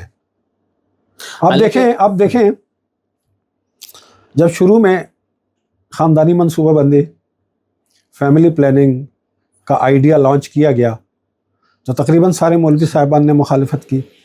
اور اب میں نے لاہور میں، کراچی میں تو میں نے نہیں دیکھا، لاہور میں نے کئی بیل بورڈز دیکھے ہیں مولانا صاحبان فیملی پلاننگ کے بارے میں وہ ہاں ہمارے یہاں تو لا تقتلوا اولادکم کی تحت وہ سارے حرام اور ہاں جی ہاں جی ہاں جی ہاں جی، حالانکہ اولاد کے خیر نہیں صحیح کہہ رہا صحیح. تو یہ نفسیاتی مسئلہ ہے مسلمانوں کا رہا ہے. ٹھیک. تھینک یو سر. یہ ترجمہ تفسیر میں میرے طالب علم کچھ وہ تھے، میں نے اس کو آپ سے کلیئر کیا. اب میں ایک اور چیز جاننا چاہتا ہوں اسی فہم قرآن کے حوالے سے. ہمارے عام طور پہ یہ کہا جاتا ہے بھائی یہ علماء نے اور ان لوگوں نے قرآن کے فہم کو اتنا مشکل بنا دیا کہ آپ کو قرآن سمجھنا تو پتہ نہیں 17 علوم ہیں، پتہ نہیں 20 علوم، پہلے اس پہ دسترس حاصل کریں پھر آ کے آپ کو قرآن سمجھ میں آئے گا. ایک بیریئر یہ سمجھتے لوگ کہ اس طرح سے قرآن کے قریب آدمی نہیں آتا، یعنی ایسے اتنے سارے علوم پڑھ کے ہی بندے کو قرآن سمجھ میں آئے. دوسرا جو ہے ہمارے ہاں یہ ہے کہ فہم قرآن کا طریقہ یہ ہے کہ آپ قرآن کے الفاظ لیں گے لیکن اس کے معنی، مفاہیم، اس کا سارا کچھ جو ہے وہ آپ یا تو حضور نے بتایا ہوگا یا صحابہ نے بتایا ہوگا یا ائمہ معصومین شیعہ نقطۂ نظر سے انہوں نے بتایا ہوگا. ٹھیک. تو اس کے اچھا جی ہاں کہاں جائے جی، وہ بخاری، کافی، مسلم اللہ یا حضور بہار، ان پہ آپ جائے تو آپ کو قرآن سمجھ میں آئے گا. اس کے رد عمل میں ہمیں ایک نظر آتے کہ ہمارے ہاں ایک گروہ پیدا ہوا جن کو ہم اہل القرآن کہتے ہیں. وہ اپنے جیسے ہمارے چکرالی صاحب وغیرہ کا گروپ تھا تو باقاعدہ اپنا نام لکھتے تھے. پرویز صاحب کہتے تھے مجھے نہیں کہو اہل قرآن، حالانکہ وہ تھے قرآنسٹ، یعنی ایسے لوگ جو قرآن کی تشریح اور تفسیر میں موجود ذخیرہ احادیث سے استفادہ کرنے کو وہ صحیح نہیں سمجھتے تھے. تو ایک تو یہ بتایا کہ قرآنسٹ کا یہ مفہوم کیا یہی ہے کہ قرآن سمجھنے کے لیے ہمیں کسی بیرونی ایسے سہاروں کی ضرورت نہیں ہے، روایات وغیرہ کی ضرورت نہیں ہے. اور دوسرا یہ کہ کیا شیعہ دنیا میں بھی اس طرح کی کوئی فکر پائی جاتی ہے؟ دیکھیں اس میں مختلف قسم کی چیزیں آ جاتی ہیں.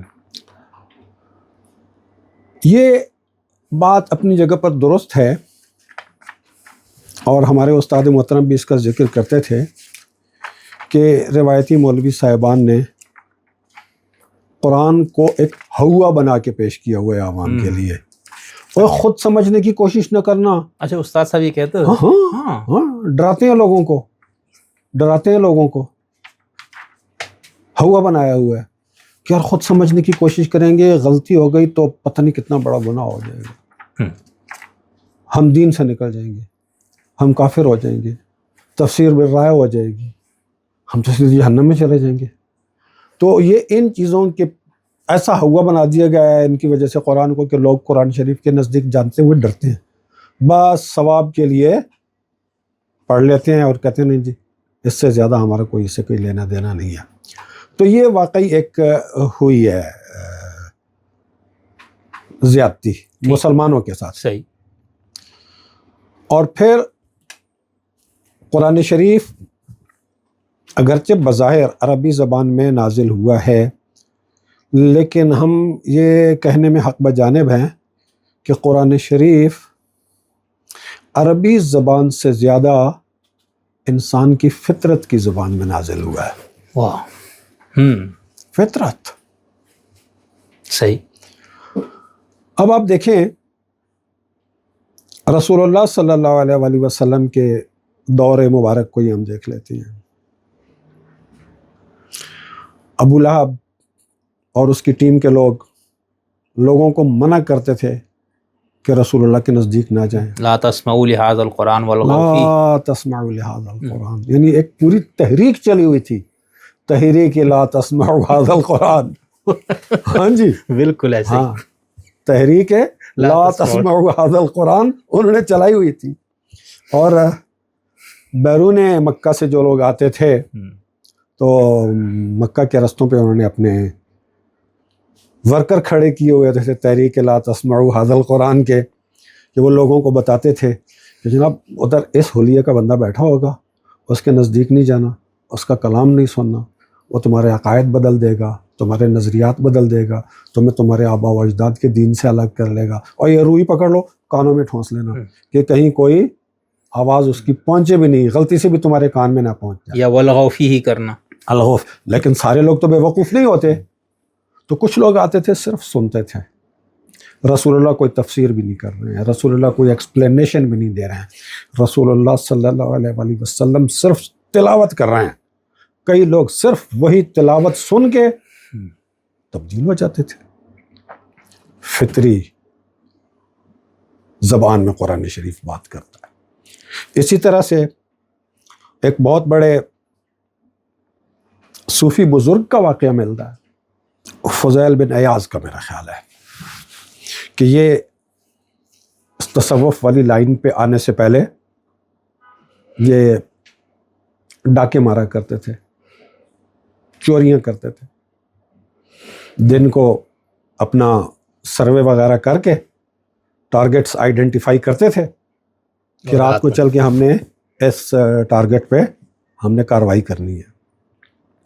تو اسی طرح سے وہ اپنے کچھ ساتھیوں کے ساتھ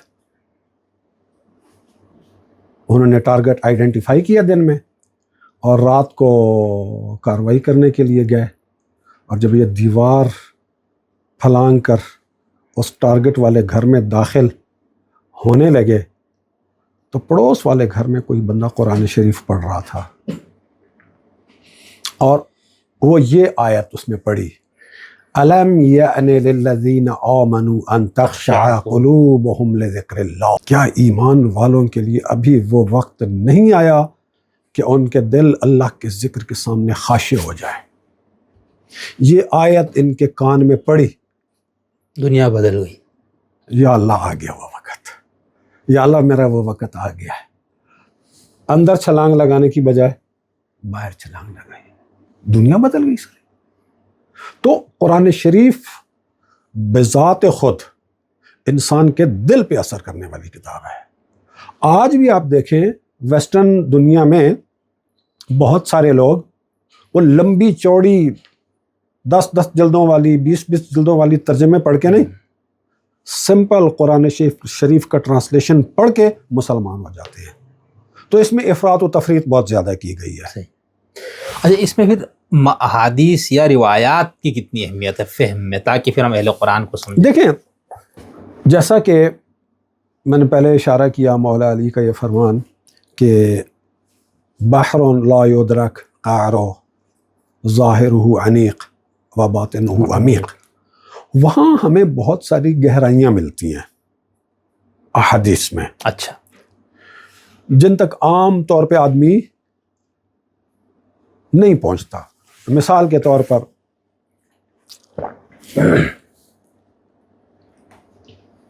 سورہ بقرہ کی ابتدائی آیات، وَمِمَّا رَزَقْنَاهُمْ يُنْفِقُونَ، اب عام طور پر لوگوں کا ذہن رزق کو سن کے دال روٹی بریانی پلاؤ انہی کی طرف جاتا ہے، پیسہ مادی رزق۔ تو وہاں پر ایک حدیث ملتی ہے امام محمد باقر علیہ السلام کی کہ وَمِمَّا عَلَّمْنَاهُمْ يَبُثُّونَ، جو علم ہم نے انہیں دیا ہے اس علم کو پھیلاتے ہیں۔ تو علم بھی رزق ہے نا ایک۔ ہاں بالکل، ہم لوگ علم کو کبھی رزق میں کاؤنٹ ہی نہیں کرتے۔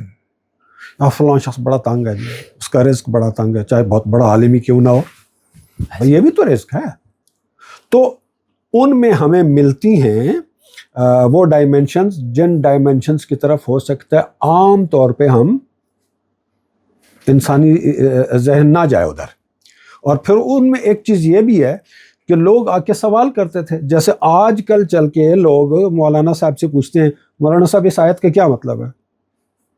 کوئی بندہ آیا، اس نے کسی آیت کا مطلب پوچھا امام جعفر صادق علیہ السلام سے، امام محمد باقر علیہ السلام سے، امام رضا علیہ السلام سے، انہوں نے اسے اس آیت کا مطلب بتا دیا۔ اب علماء حدیث نے اس کو ریکارڈ کر لیا، اور وہ پھر اس حدیثی ذخیرے کے اندر شامل ہو گیا۔ تو وہ ہمیں مدد کرتا ہے سیکھنے میں، ہماری ہیلپ کرتا ہے، اور بہت سارے ایسے ڈائمنشنز ہوتی ہیں کہ جہاں ہو سکتا ہے ویسے ہماری توجہ نہ جائے، یا کسی بہت کم ریئر بندے کی جائے، تو اس کا اپنا ایک رول تو ہے۔ لیکن یہ کہنا کہ حدیث کے بغیر قرآن سمجھ میں ہی نہیں آتا، یہ جو اخباری اپروچ ہے یہ غلط ہے۔ اچھا، اس لیے کہ اگر حدیث کے بغیر قرآن سمجھ نہیں آتا تو وہ جو مشرک جو تحریک لا تسمعوا لہذا القرآن کی بات نہیں مانتے تھے اور قرآن شریف رسول اللہ کی زبان سے سن لے کر ایمان لے آتے تھے، تو کیسے سمجھتے تھے، کیسے ایمان لے کے آتے نہیں، تھے؟ وہ تو سب سے بڑے معصوم کی زبان سے نا، تبھی تو سمجھ میں آیا نا۔ نہیں، لیکن وہ معصوم تلاوت کر رہے تھے نا، صرف تلاوت، وہ صرف تلاوت کر رہے ہوتے تھے۔ فضیل بن ایاز وہ صرف تلاوت سن کے اس کی بدل گئی۔ تو دنیا میں بہت سارے ایسے لوگ ہیں جو سمپل ترجمہ فرانسیسی آدمی ہے, اس نے قرآن کا فرینچ میں ترجمہ پڑھا, مسلمان ہو گیا.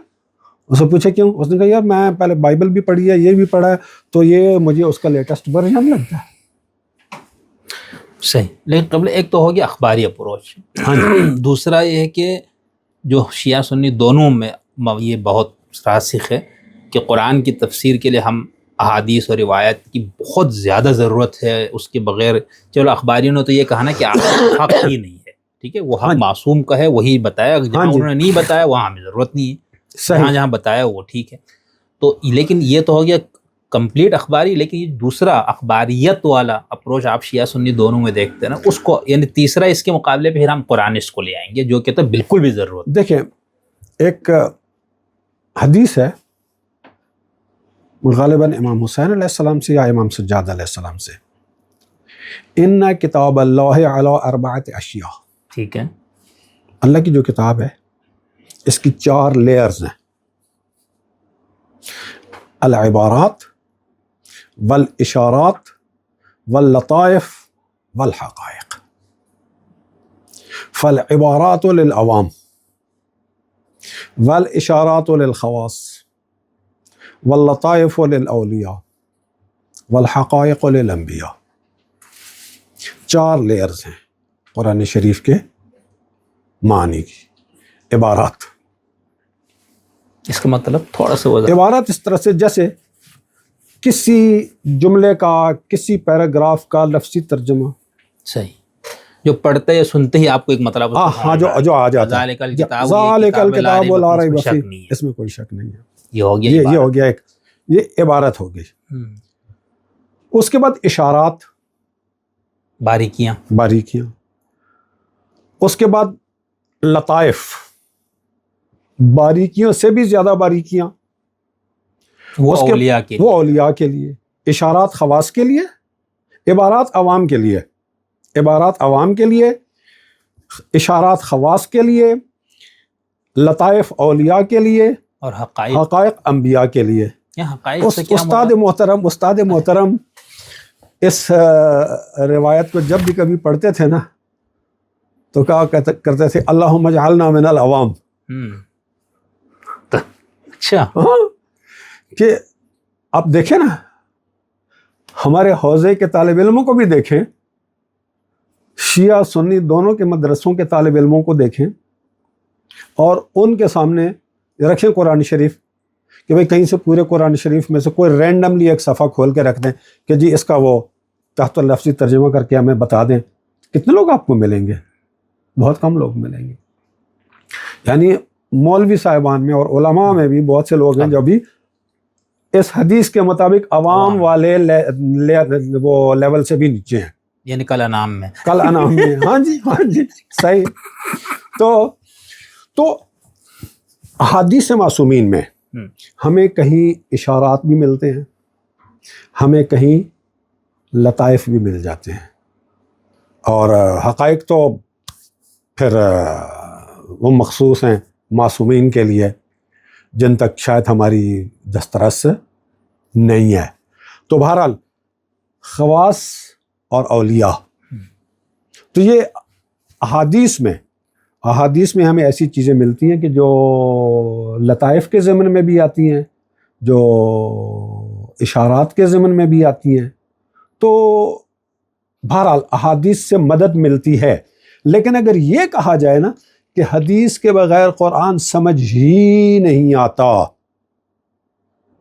یہ بہت بڑی زیادتی ہے. اچھا, یہ بہت بڑی زیادتی ہے,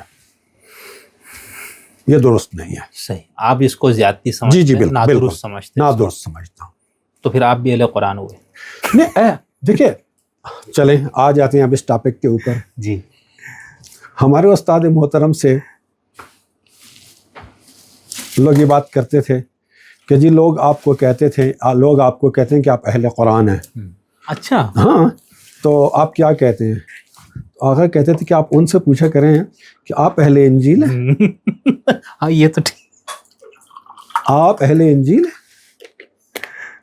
قرآن شریف کہتا نا وَلْيَحْكُمْ أَهْلُ الْإِنجِيلِ بما انزل اللہ. ہاں جی, اس طرح سے. فی, تو کسی کتاب کے اہل ہونے کا مطلب کیا ہے؟ اس کتاب پر ایمان رکھنے والا، اس کتاب کو ماننے والا. لیکن یہاں ہم اس لغوی معنی میں نہیں لے رہے. نہیں ہم آتے ہیں اس پہ بھی آتے ہیں. ہوتا یہ ہے کہ ایک صحیح لفظ ہوتا ہے، اس کے صحیح معنی ہوتے ہیں، لیکن اس لفظ کی بدقسمتی یہ ہوتی ہے کہ وہ ایک غلط معنی اور غلط مفہوم کے ساتھ جڑ جاتا ہے. آسمانی کتابوں پر ایمان رکھنے والوں کو اللہ نے کیا کہا؟ اہل الکتاب. میں آپ کو ایک حدیث یہ ادھر سے مثال کے طور پہ یہ میں نے کھول کے رکھی ہوئی ہے سامنے.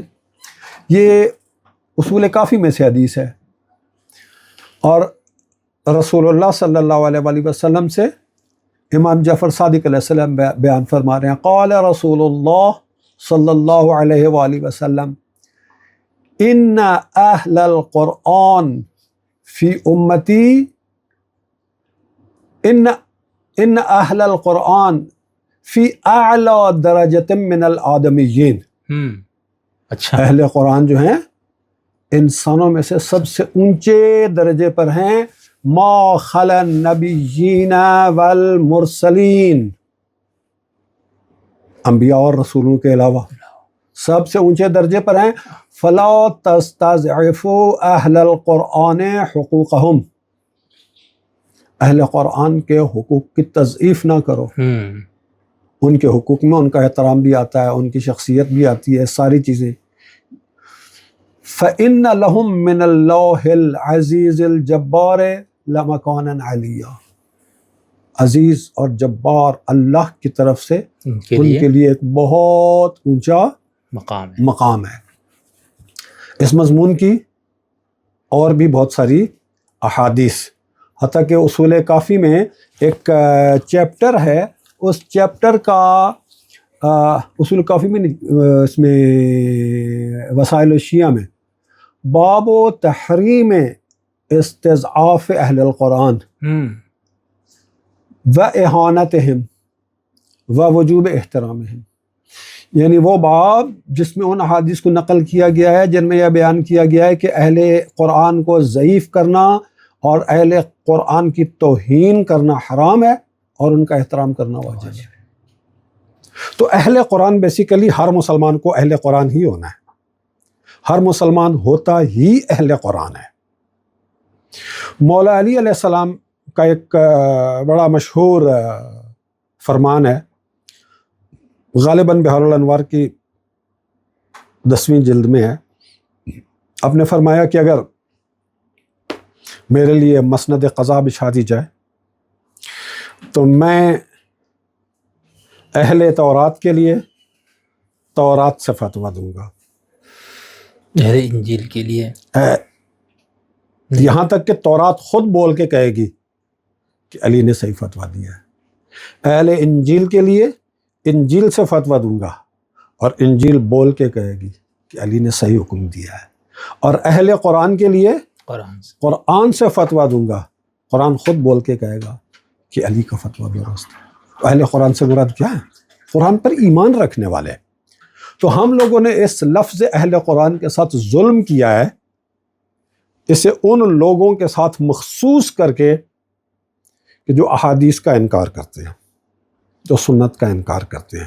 دیکھیں ہم اور بھی تو الفاظ استعمال کرتے ہیں نا، ہم کہتے ہیں فلاں شخص اہل سنت ہے. تو کیا اہل سنت کہنے کا مطلب یہ ہے کہ وہ قرآن کا منکر ہے؟ نہیں. قرآن و سنت دو سورس ہیں نا، قرآن اور حدیث دو سورس ہیں نا. ہم کہتے ہیں فلاں شخص اہل حدیث ہے، تو اہل حدیث ہونے کا مطلب کیا ہے کہ وہ قرآن کا منکر ہے؟ اہل سنت ہونے کا مطلب کیا یہ ہے کہ وہ قرآن کا منکر ہے؟ نہیں. تو جب اہل سنت ہونے کا مطلب یہ نہیں ہے کہ وہ قرآن کا منکر ہے، جب اہل حدیث ہونے کا یہ مطلب نہیں ہے کہ وہ قرآن کا منکر ہے، تو اہل قرآن ہونے کا یہ مطلب کہاں سے نکال لیا گیا کہ وہ سنت اور حدیث کا منکر ہے؟ قرآن خود نہیں کہتا کہ سنت رسول کی پیروی کرو. اگر کوئی شخص کہتا ہے کہ میں سنت رسول کو نہیں مانتا ہوں تو وہ تو اہل قرآن بھی نہ ہوا، کیونکہ قرآن خود کہتا ہے کہ سنت رسول کی پیروی کرو، اطیعوا اللہ و اطیعوا الرسول یہ لقد کان لکم فی رسول اللہ اسوۃ حسنہ. اسوۃ حسنہ. تو اگر کوئی شخص سنت رسول اور احادیث رسول کی نفی کر دیتا ہے تو وہ خود قرآن کی نفی کر رہا ہے، قرآن کے خلاف چل رہا ہے. تو یہ ایک غلط مفہوم دے دیا گیا ہے اس کو، اہل قرآن کے لفظ کو. اہل قرآن کے لفظ کو ایک غلط مطلب دے دیا گیا ہے. اب آ جاتے ہیں اس غلط مطلب والی اصطلاح کی طرف. میں اسی پہ چاہ رہا تھا کہ اس غلط لفظ والی جو اصطلاح ہے نا، اہل تشیع کے اندر اس کی گنجائش ہی نہیں ہے. اب جو لوگ روایتی سوچ والے ہیں نا، اب عام طور پہ کیا ہے کہ بدقسمتی سے شیعہ حوزہ علمیہ میں قرآن شریف کو وہ مقام حاصل نہیں رہا جو قرآن شریف کو حاصل ہے ہونا چاہیے. قرآن شریف ایک ضمنی اور آپشنل مضمون کی حیثیت سے دیکھا گیا ہمیشہ. علامہ طباطبائی نے بھی اپنی تفسیر المیزان میں اس بات کا رونا رویا ہے، اور انہوں نے یہاں تک کہا ہے، بلکہ ان کا یہ پیراگراف لے کے ہم کئی علماء کے پاس گئے کہ آقا یہ ہمارے حوزہ کدھر جا رہے ہیں اور علامہ طباطبائی کیا کہہ رہے ہیں. وہ علماء کے سامنے پڑھ کے نا، وہ آج تک 35 سال پہلے پڑھا ہوا وہ پیراگراف مجھے ابھی تک زبانی یاد ہے. انک اذا تبصرت فی امر هذه العلوم وجدت انها نظمت تنظیما لا حاجت لها الى القرآن اصلا. اچھا، یہ اس کی تفسیر میں علامہ طباطبائی نے تفسیر المیزان میں 5ویں جلد میں سورہ مائدہ کی آیت نمبر 14 سے لے کر 19 تک ان 5 آیات کے گروپ کی تفسیر بیان کرنے کے بعد آگے پھر ایک بحث کیا ہے، بحث تاریخی کے نام سے. اس میں مسلمانوں کی فکری تاریخ کو بیان کیا ہے، لمبا لے کے آتے ہیں. کنکلوژن یہ نکالتے ہیں کہ انک اذا تبصرت فی امر هذه العلوم، اگر تم ان حوزوی علوم کے معاملے میں غور سے اور بصیرت سے دیکھو، وجدت تو تمہیں یہ نظر آئے گا صاف، انها نظمت تنظیما لا حاجت لها الى القرآن اصلا، کہ انہیں ایسے منظم کیا گیا ہے کہ قرآن کی سرے سے ضرورت ہی پیش نہیں آتی. وَيُمْكِنُ لِمُتَعَلِّمٍ أَن يَتَعَلَّمَهَا جَمِيعًا من الصرف والنحو والبیان وہ 18-20 علوم اور ممکن ہے طالب علم کے لیے کہ وہ ان سارے علوم کو، صرف کو، نحو کو، بیان کو، فلاں کو پڑھے. ثم یأتی آخرها ویتضلع بها ویجتہد ویتمہر، پھر ان سارے علوم کو مکمل کر لے، ان میں ایکسپرٹ ہو جائے، ان میں ماہر ہو جائے، ان میں مجتہد ہو جائے. وَهُوَ لَمْ يَقْرَأِ الْقُرْآنَ قَطُّ، اور اس نے کبھی قرآن کو پڑھا ہی نہ ہو. وَلَمْ يَمَسَّ الْمَصْحَفَ، حتیٰ کہ اس نے قرآن کو چھوا بھی نہ ہو. تو انفارچونیٹلی ہمارے حوزہ علمیہ میں ایک جو روش چلی ہوئی ہے وہ قرآنی روش نہیں ہے. آیت اللہ جوادی عاملی نے بھی اس کا ذکر کیا ہے، آیت اللہ مطہری نے بھی اس کا رونا رویا ہے. میں نے اپنی کتاب تفسیر سورہ فاتحہ میں، اس میں جہاں ذکر ہے غیر المغضوب علیہم ولا الضالین، اس کے ضمن میں علامہ طباطبائی کی یہ پوری بحث، عربی متن اور ترجمہ، آیت اللہ جوادی عاملی کا فارسی متن ود ترجمہ، اور مرتضیٰ مطہری کا پورا متن مع ترجمہ، اور اسی طرح سے میں نے استاد محترم کے رسالہ عملیہ کا جو ترجمہ کیا ہے اس کے مقدمے میں بھی میں نے یہ چیز دی ہے. تو انفارچونیٹلی بقول ہمارے استاد کے کہ قرآن در حوزہ یما کتاب اجنبی است. اب جن لوگوں نے قرآن کو پڑھنا شروع کیا نا، جن لوگوں نے قرآن کو بیس بنایا، جن لوگوں نے قرآن کے روشنی میں ایک نظر ثانی والا کام شروع کیا، ان کو اہل قرآن اور قرآنسٹ ہونے والا اس مفہوم میں اس نیگیٹو مفہوم میں ان کے اوپر لیبل لگایا گیا. اور آپ کے استاد سے بھی جو لگا وہ اسی مفہوم میں لگا تھا کہ جی یہ لوگ حسبنا کتاب اللہ والے ہیں. ہاں جی کہ یہ لوگ حسبنا کتاب اللہ والے ہیں. کسی شیعہ کو یہ الزام دو تو اس کی تو زندگی ختم ہے. ہاں جی لیکن ہمارے استاد محترم کی آپ کتاب دیکھیں 30 جلد ہے تفسیر الفرقان. اس میں استاد محترم نے جن احادیث سے استفادہ کیا ہے، جن احادیث سے استدلال کیا ہے، جن احادیث سے استیضاح کیا ہے، ان ساری حدیثوں کو اگر آپ الگ کر کے شائع کریں نا تو 10 جلدیں بن جائیں گی. تو یہ ایک جھوٹا پروپیگنڈا ہوتا ہے کہ جو اس کی بات نہیں مانی، یہ اہل قرآن ہے، یہ جی حسبنا کتاب اللہ والا ہے. شیعہ کے لیے یہ پاسبل ہی نہیں ہے کہ وہ اس مفہوم میں منکر حدیث کے معنی میں یا منکر سنت کے معنی میں اہل قرآن ہو. شیعہ کے لیے یہ پاسبل ہی نہیں ہے، اس لیے کہ تشیع کی بنیاد حدیث غدیر ہے، حدیث ثقلین ہے. اگر کوئی شخص حدیث کا منکر ہو تو پھر اسے حدیث ثقلین کا بھی انکار کرنا پڑے گا نا، اسے حدیث غدیر کا بھی انکار کرنا پڑے گا نا. اگر قرآن اس مفہوم میں رہے گا نہیں نا. ہاں جی تو شیعہ اس مفہوم میں قرآن ہو ہی نہیں سکتا. تو قبلہ ہم یہ کہہ سکتے ہیں کہ جیسے آپ کے استاد پہ الزام لگا یا آپ پہ بھی شاید آپ کی گفتگو سے آپ نے کچھ دیر قبل بات کی تو میں نے کہا آپ بھی قرآن سے، تو اس کا مطلب یہ ہوا کہ ہمارے ہاں جو روایتی مسالک ہیں خود سنی شیعہ اور باقی، ان میں قرآن جو ہے وہ ثواب کی کتاب، مردے کو بخشوانے کی کتاب، 40 پورے کرنے کی کتاب یا کوئی فعال وغیرہ بھی شاید لوگ نکالتے، اس حد تک کتاب رہ گئی. پریکٹیکل عملی اس کے لیے اس کی اہمیت کم ہو گئی اور حوضوں کا آپ نے رونا رویا یا آپ کے بزرگوں نے. تو اس دور میں پھر کچھ ایسے بزرگ اٹھے جنہوں نے کہا بھائی کدھر تم لوگ جا رہے ہو، اس پہ فوکس کرو. انہوں نے قرآن کو زیادہ ترجیح دی، قرآن کے اوپر زیادہ فوکس کیا. تو پھر لوگوں نے ان کے اوپر یہ والا ٹائٹل لگایا کہ یہ قرآن. جب انہوں نے قرآن پہ فوکس کیا تو انہیں نظر آیا کہ یار یہ جو بھیڑ چال چل رہی ہے نا یہ کسی اور طرف جا رہی ہے، یہ فلاں مسائل میں فلاں چیزوں میں قرآن کے ساتھ ہم آہنگ نہیں ہے. تو جب انہوں نے ان موارد کی نشاندہی کی کہ یہاں آپ قرآن سے ہٹ کے جا رہے ہو تو انہوں نے کہا نہیں جی یہ تو ہمارے بزرگوں کے اجماعات ہیں، شہرت ہے، اجماع اور شہرت کے خلاف تو ہم جا ہی نہیں سکتے. یہ بنا غلط ہے. اب پھر کیا کہیں کہ جی یہ قرآن کی روشنی سے ہماری غلطیاں نکال رہا ہے؟ نہیں، انہوں نے اس کے اوپر پھر الزام لگانے شروع کر دیے کہ جی یہ حسبنا کتاب اللہ والے ہیں، یہ اہل قرآن ہے. صحیح. اچھا قبل جیسے ہمارے عبداللہ چکڑالی صاحب کا گروپ تھا، پھر علامہ پرویز صاحب، ان کا جو یعنی ان کا جو خلفیہ ہے وہ تو سنی ہے نا، مطلب تھے، اب ہم نہیں کہیں گے، کیسے کہیں گے؟ تو جس طرح آپ نے کہا کہ شیعہ جو ہے وہ منکر حدیث ہوگے تو کیسے رہے گا، تو اسی طرح سنی کے لیے بھی ممکن نہیں ہے نا. حدیث کا منکر ہوگا، حدیث کو کی حجیت کا، تو آپ پھر سنی نہیں رہ سکتے نا، شیعہ رہ سکتا.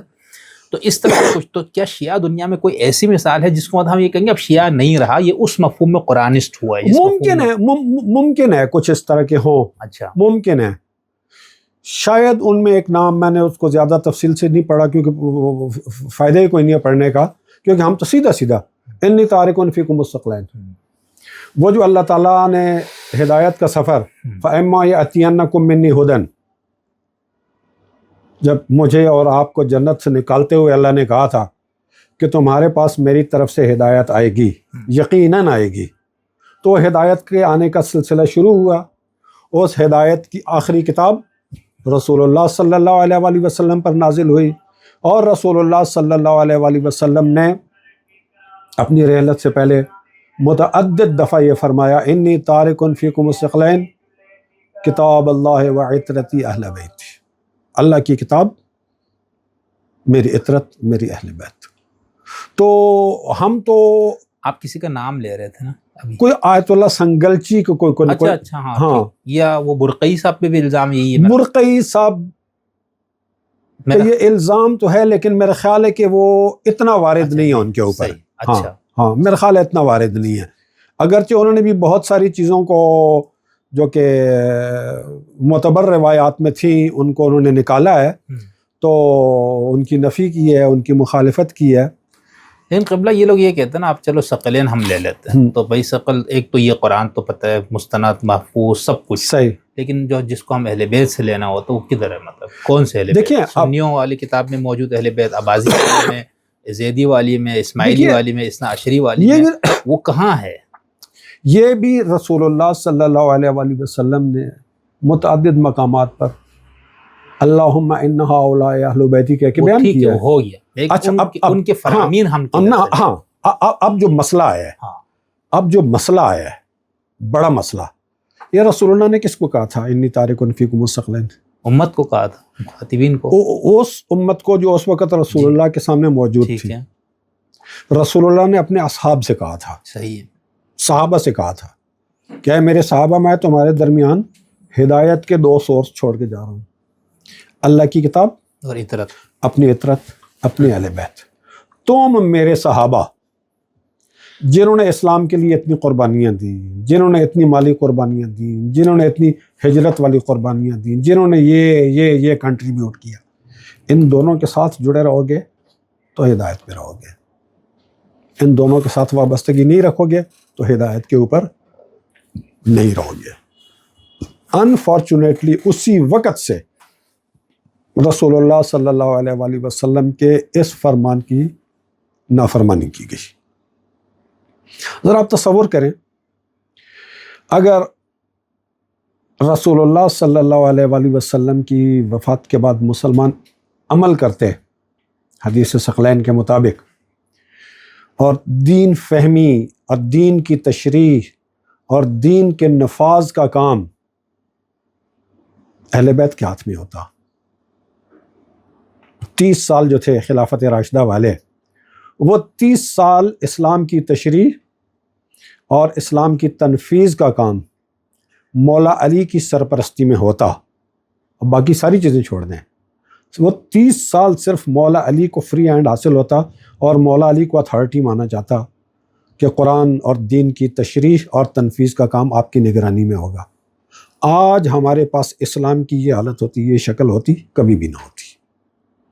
نہ ہمارے پاس شیعوں کی احادیث ان کتب اربع کی شکل میں ہوتی، نہ اہل سنت کی احادیث کا ذخیرہ ساحِ ستہ اور دوسری کتابوں کی صورت میں ہوتا. وہ رسول اللہ کی وفات کے بعد وہ پہلی اینٹ ہی غلط رکھی گئی، خشت اول چن نہاد معمار کج تا سریا میرا ود دیوار کج. آج ہم مسلمان بھگت رہے ہیں اس غلطی کو جو اس زمانے میں کی گئی. اب واقعی ہمارے ہاتھ میں، لیکن بعد میں مولا علی کو 4 سال مکمل اختیار مل گیا تھا نا، نہیں پھر کیا کیا انہوں نے؟ دیکھیں، نہیں، وہ جو 4 سال مولا علی کو اختیار ملا، اس میں کہاں مولا علی کو ایک دن بھی سکون کے ساتھ نہیں، تو ان کے لیے تو ایمرجنسی صورتحال یہی ہونی چاہیے تھا نا کہ جو پچھلے 25 سال میں جو کچھ خرابیاں ہوئی ہیں سب کو ٹھیک کر کے حدیثوں کا پورا ذخیرہ جمع کرا دیتے، دین کی شرح ایسے فرما دیتے. وہ انہیں کو ٹھیک کرنے کے لیے تو جب انہوں نے وہ کی کوششیں، تو کبھی ان کے لیے جنگ جمل کھڑی کر دی گئی، کبھی جنگ صفین کھڑی کر دی گئی، کبھی کچھ اور کھڑا کر دیا گیا. ان کو ایک دن بھی سکون سے اپنے اصل ایجنڈے کے اوپر تو کام کرنے کا موقع نہیں ملا. ورنہ اگر وہ 4 سال بھی مولا علی کے سکون کے ہوتے نا، جنگ جمل نہ ہوتی، جنگ صفین نہ ہوتی، جنگ نہروان نہ ہوتی، اور باقی مخالفتیں اندر کی نہ ہوتی، وہ 4 سال پونے 5 سال 4.5 سال نہیں. قبل امیر معاویہ سے ان کی وہ مطلب وہ کب ہو گئی تھی کہ بس ٹھیک ہے یہ ادھر کام اپنا کرے، شام وام سنبھال لے حضرت علی، یہ کتنے ٹائم بعد ہوا؟ یہ تو امام حسن علیہ السلام کے زمانے میں ہوا تھا نا. نہیں، امام علی کے دور میں معاویہ نے حضرت علی کو خلیفہ نہیں مانا، بیعت نہیں کی. ان کی اپنے ایک مستقل وہ رہی، یعنی انہوں نے امارت کا اعلان تو نہیں کیا کہ میں مسلمانوں کا خلیفہ ہوں. وہ نہ صرف یہ کہ امارت کا اعلان نہیں کیا، انہوں نے باقاعدہ لشکر کشی اور وہ بغاوت والی صورتحال. تو وہ کتنا ٹائم چلا؟ 4 سال پورا چلا یا ایک مخصوص تھا اس کا وہ مطلب بیٹھ گیا نا امیر معاویہ اپنی جگہ پر امیر شام؟ یعنی یہ تو نہیں تھا نا کہ 4 سال مسلسل یہ جنگ چلی ہو. حضرت علی نے بھی پھر لشکر کشی نہیں کی اس کی طرف. نہیں، 4 سال مسلسل نہیں ہوئی. دیکھیے، ہوتا یہ ہے کہ بعض اوقات ان معاملات میں ایک چیز بھی نا کسی بندے کے لیے بہت ساری مشکلات کھڑے کر دیتی ہے. میں ایک چیز خاص طور پہ کہا کرتا ہوں جنگ جمل کے حوالے سے. جنگ جمل حضرت عائشہ کی قیادت میں لڑی گئی، اور حضرت عائشہ کے ساتھ حضرت طلحہ اور حضرت زبیر جیسے 2 بہت بڑے صحابی تھے. عام لوگوں کی، وہ فارسی میں ایک لفظ استعمال کرتے ہیں جس کا مطلب یہ ہے کہ عام لوگوں کی عقل ان کی آنکھوں میں ہوتی ہے. صحیح.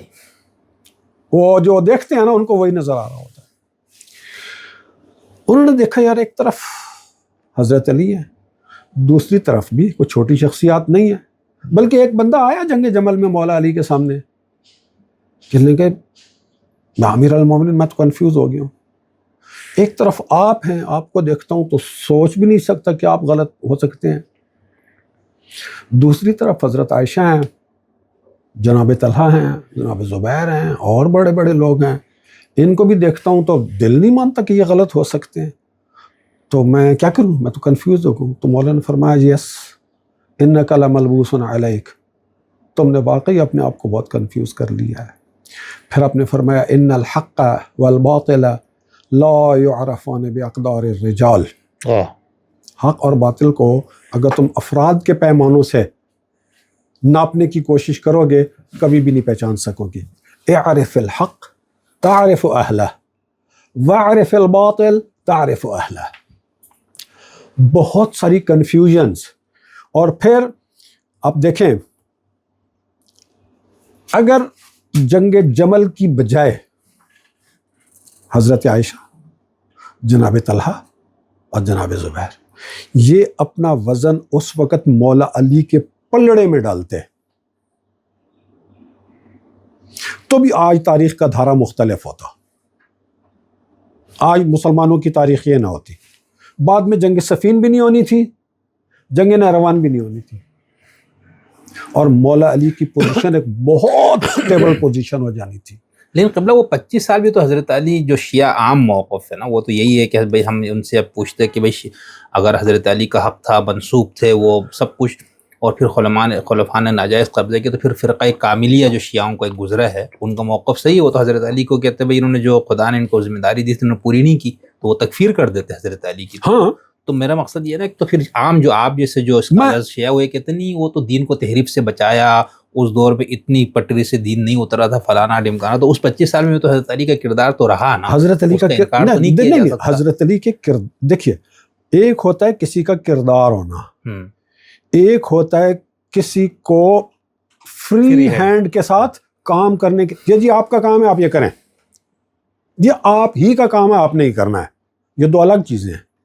تو حضرت علی کو یہ والا, لیکن یہ جو تصور ہے کہ بھئی اس پورے عرصے میں حضرت علی اقضاہم کا جو ہمارے ہاں آج بھی شاید خطبوں میں پڑھتے لوگ, وہ جو کیا کہنا چاہیے وہ جو اتھارٹی ہے وہ مقام حاصل تھا, اس میں بھی حاصل تھا. جب بھی کوئی اس طرح کے دین کے معاملے میں خاص طور پر مسائل ہوتے تھے حضرت علی حل کرتے. دیکھیں جہاں علی کئی بار جہاں پھنس جاتے تھے, جہاں ان سے کوئی مسئلہ حل نہیں ہوتا تھا اپنی فہم کے مطابق, ورنہ جہاں اپنی فہم کے مطابق کام چلا سکتے تھے چلاتے تھے بائی پاس کر کے. لیکن قبلہ چلے یہ تو ہم زمینی بات اسی طرف جائیں گے, لیکن اس سے میں صرف جو آپ نے فرمایا نا کہ اگر ہم قرآن سے ثقلین کی بات, تو میں یہ کہہ رہا ہوں کہ اب جو ہم اہل بیت کی بات کرتے ہیں ایگزیکٹلی میں آتا ہوں اس پوائنٹ کے اوپر. اب وہ ہے آج کے دور میں جو ہم رہ رہے ہیں, لیکن ایک آپ کے پاس آئیڈیل صورتحال ہوتی ہے, ایک آپ کے پاس اضطراری صورتحال ہوتی ہے. اس وقت ہم اضطراری صورتحال میں ہیں. اس وقت اضطراری صورتحال میں ہم ہیں تو ہمارے پاس جو روایات اہل بیت کی موجود ہیں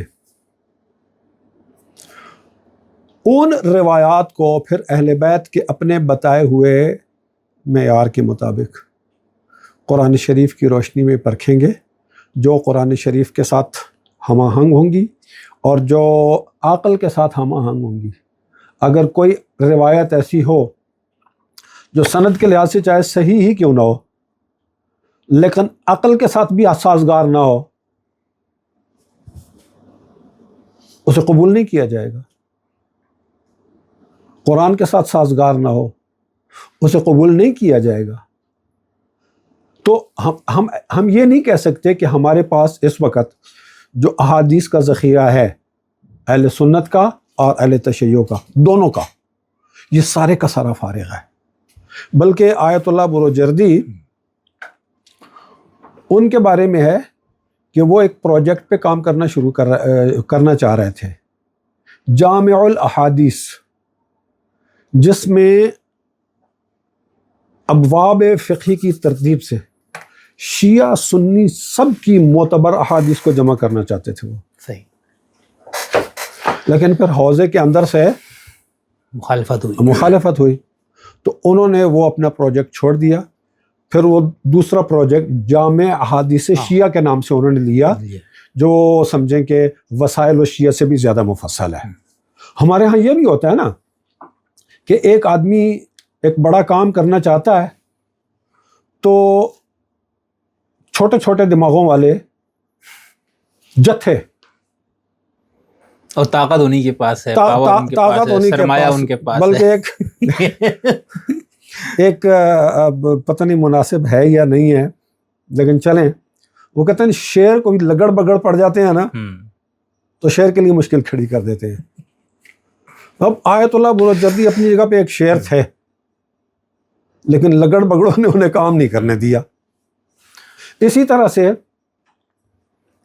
آیت اللہ عبد الکریم حائری جو حوزہ علمیہ قوم کے مؤسس اور بانی تھے، انہوں نے ایک پلان بنایا کہ ہم یہاں پر طالب علموں کے ایک گروہ کی تربیت کریں جو چل کے مغربی دنیا میں مغربی زبانوں میں تشیع کی تبلیغ کریں، اسلام کی تبلیغ کریں، فرینچ زبان، جرمن زبان، انگلش زبان. انہوں نے ایک پروگرام دیا.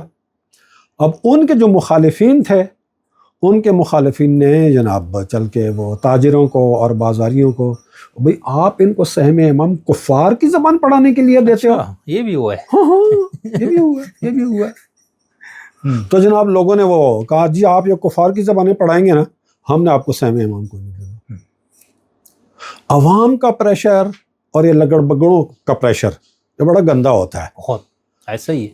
آیت اللہ بروجردی کے بارے میں ہی مرتضیٰ مطہری نے ایک بات لکھی ہے کہ عزاداری کے جو مراسم ہیں ان میں سے کئی ایسے مراسم ہیں، ظاہر سی بات ہے ہر معاشرے میں اپنے کلچر کے حساب سے لوگ چیزیں اس کے اندر کر دیتے ہیں، تو ایران میں بھی اپنے کلچر کے حساب سے. تو آیت اللہ بروجردی اس چیز کے قائل تھے کہ فلاں چیزیں جو ہیں وہ غیر ضروری ہیں، ان کو عزاداری میں سے نکالنا چاہیے.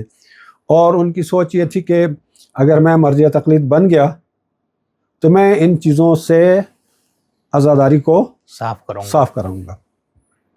پھر آیت اللہ بروجردی مرجع تقلید بن گئے. جب وہ مرجع تقلید بن گئے تو انہوں نے اپنے مرجع تقلید بننے کے بعد جب پہلی دفعہ محرم آیا تو محرم شروع ہونے سے پہلے انہوں نے قوم کے ساری عزاداری کی تنظیموں اور ماتمی دستوں کی تنظیموں اور ان سب کے نمائندوں کو اپنے پاس بلایا، دعوت دی.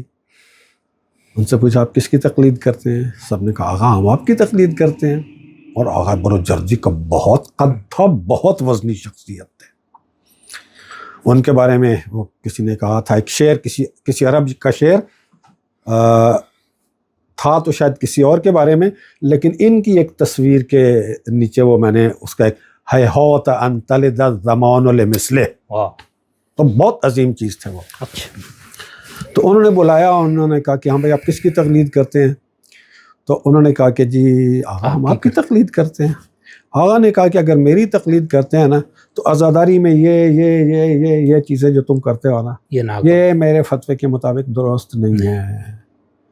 تو ان سب کا جو ایک نمائندہ تھا اس نے کہا کہ آغا معذرت، سال کے 365 دن ہوتے ہیں، ہم 355 دن آپ کے مقلد ہوتے ہیں، 10 دن ہم کسی کے مقلد نہیں ہوتے ہیں. اچھا، یہ 10 دن ہم کسی کے مقلد نہیں ہوتے. اب کیا کیا جائے؟ تو انفارچونیٹلی وہ زیادتی ہوئی ہے.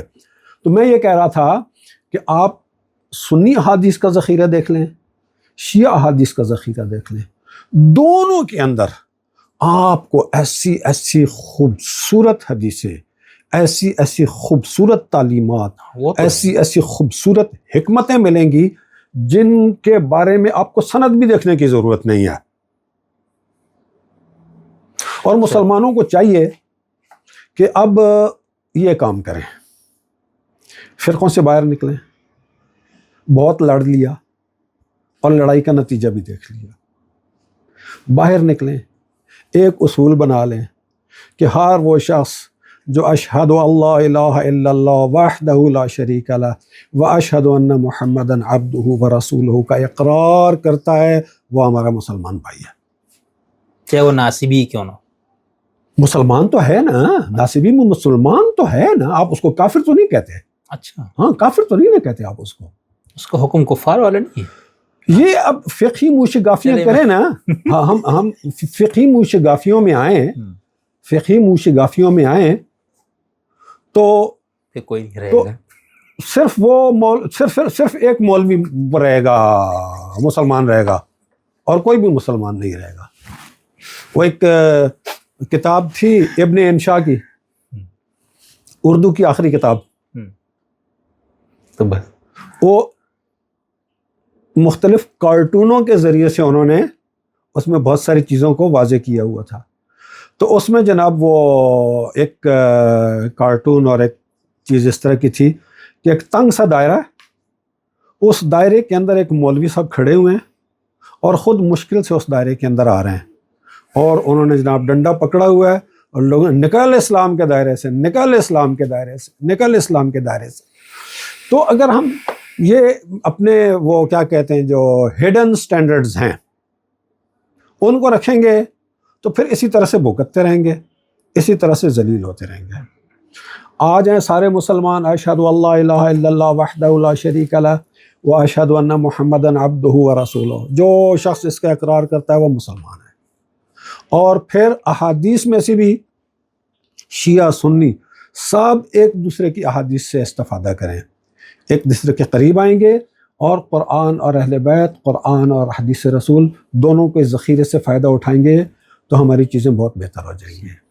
تو بھلا بہت شکریہ۔ اس حوالے سے 2-3 اور چیزیں، لیکن میرا ٹائم میں نے آپ سے بہت زیادہ لے لیا، تو آج پہلی جو نشست آپ کے ساتھ ہوئی وہ میرے خیال سے بہت پرمغز ہوئی ہے، اور جن موضوعات کی ضرورت تھی اس ٹاپک کے حوالے سے ان میں سے کافی چیزیں ہم نے کور کی۔ تو انشاءاللہ بہت شکریہ سر آپ کا، بہت شکریہ۔ اور یہ ہے کہ خاص طور پر یہ جو شروع میں آپ کے اپنے حوالے سے، پھر بیچ میں ہم نے آخر میں آ کے قرآنسٹ اہل القرآن کے حوالے سے، پھر شیعہ اہل القرآن، اس حوالے سے میرے کچھ وہ سوالات تھے، آپ کے جوابات سے ہمیں بہت زیادہ ہم نے استفادہ کیا، اور انشاءاللہ آپ کے ساتھ باقی کچھ نشستیں بھی ہم کریں گے۔ انشاءاللہ تھینک یو انشاءاللہ۔ سر۔